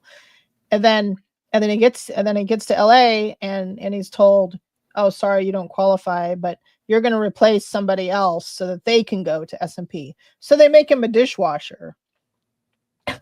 Oh my God. So then, his family is like, hey, are you doing your music? Oh no, I'm washing dishes over in LA. And I'm like, what, why? But it's like a whole bait and switch that they do with people being told, oh yeah, you're being promoted to do this such and such thing, and then oh sorry, they get here and oh you're not qualified, so you're gonna replace somebody else so they can go. Yeah, and then all of a sudden they're like a dish, doing dishes or like helping in the galley or like it's setting up tables. It's just like what the. And then they're just stuck. They're stuck in LA and they don't have a way to get back. I don't care how Scientology feels. Why? Oh, they hate it. They drives them nuts. Yeah. Regarding the visa, Scientology is exploiting. Yes, exactly. Oh yeah. Yep, exactly. Yeah. That's why we do the revoke Scientology's tax exempt status and all of that, because they're just using it. It's all just, even the permits on the city streets and all that. That's why we call in. We're saying this isn't to help better the city and to bring the city community together. This is a Scientology recruitment PR event. Yeah, exactly. So it feels good to be able to fucking finally say that. Okay, do you have any other videos or questions? Does anybody else have any other questions? I guess if you do, you can always ask Kat, specifically if it has to do with somebody in the video or somebody you might know or you're a family member. Yeah, and I'll check the comments. This video went to stream on my channel as well, but I'll also check the comments over on your channel to see if there's anything else anyone wants to know. And try to answer things as I can. Okay, cool. Awesome. You're so awesome, Kat. Thank you so much. And awesome. Also, we'll have more videos, so we can always do this again. Yeah. When I get my other thing figured out on why I can't share goddamn videos. We'll figure it out. From the internet. Okay, cool. All right. Well, thank you guys all so much, Kat. Thank you so much. I'm so proud of your progress and your story on the aftermath and all of that. It's awesome. I do want to thank the Aftermath Foundation as well, because they've been getting me some therapy, some sessions and stuff like that. So that's been really helpful. That's fantastic. And I just appreciate everybody along the way. We're all learning and loving constantly and learning how to do things better. And I appreciate people that allow that. So thank you so much, Kat. You're welcome. And we'll see each other soon. I'm sure I'll be stacked up in a few days with some videos being like, okay, let's see who this is. Okay, great. Let's point out who the executives are here. All right. Love you all. Bye. Learning and loving. Thank you all. Thank you, chat. Bye.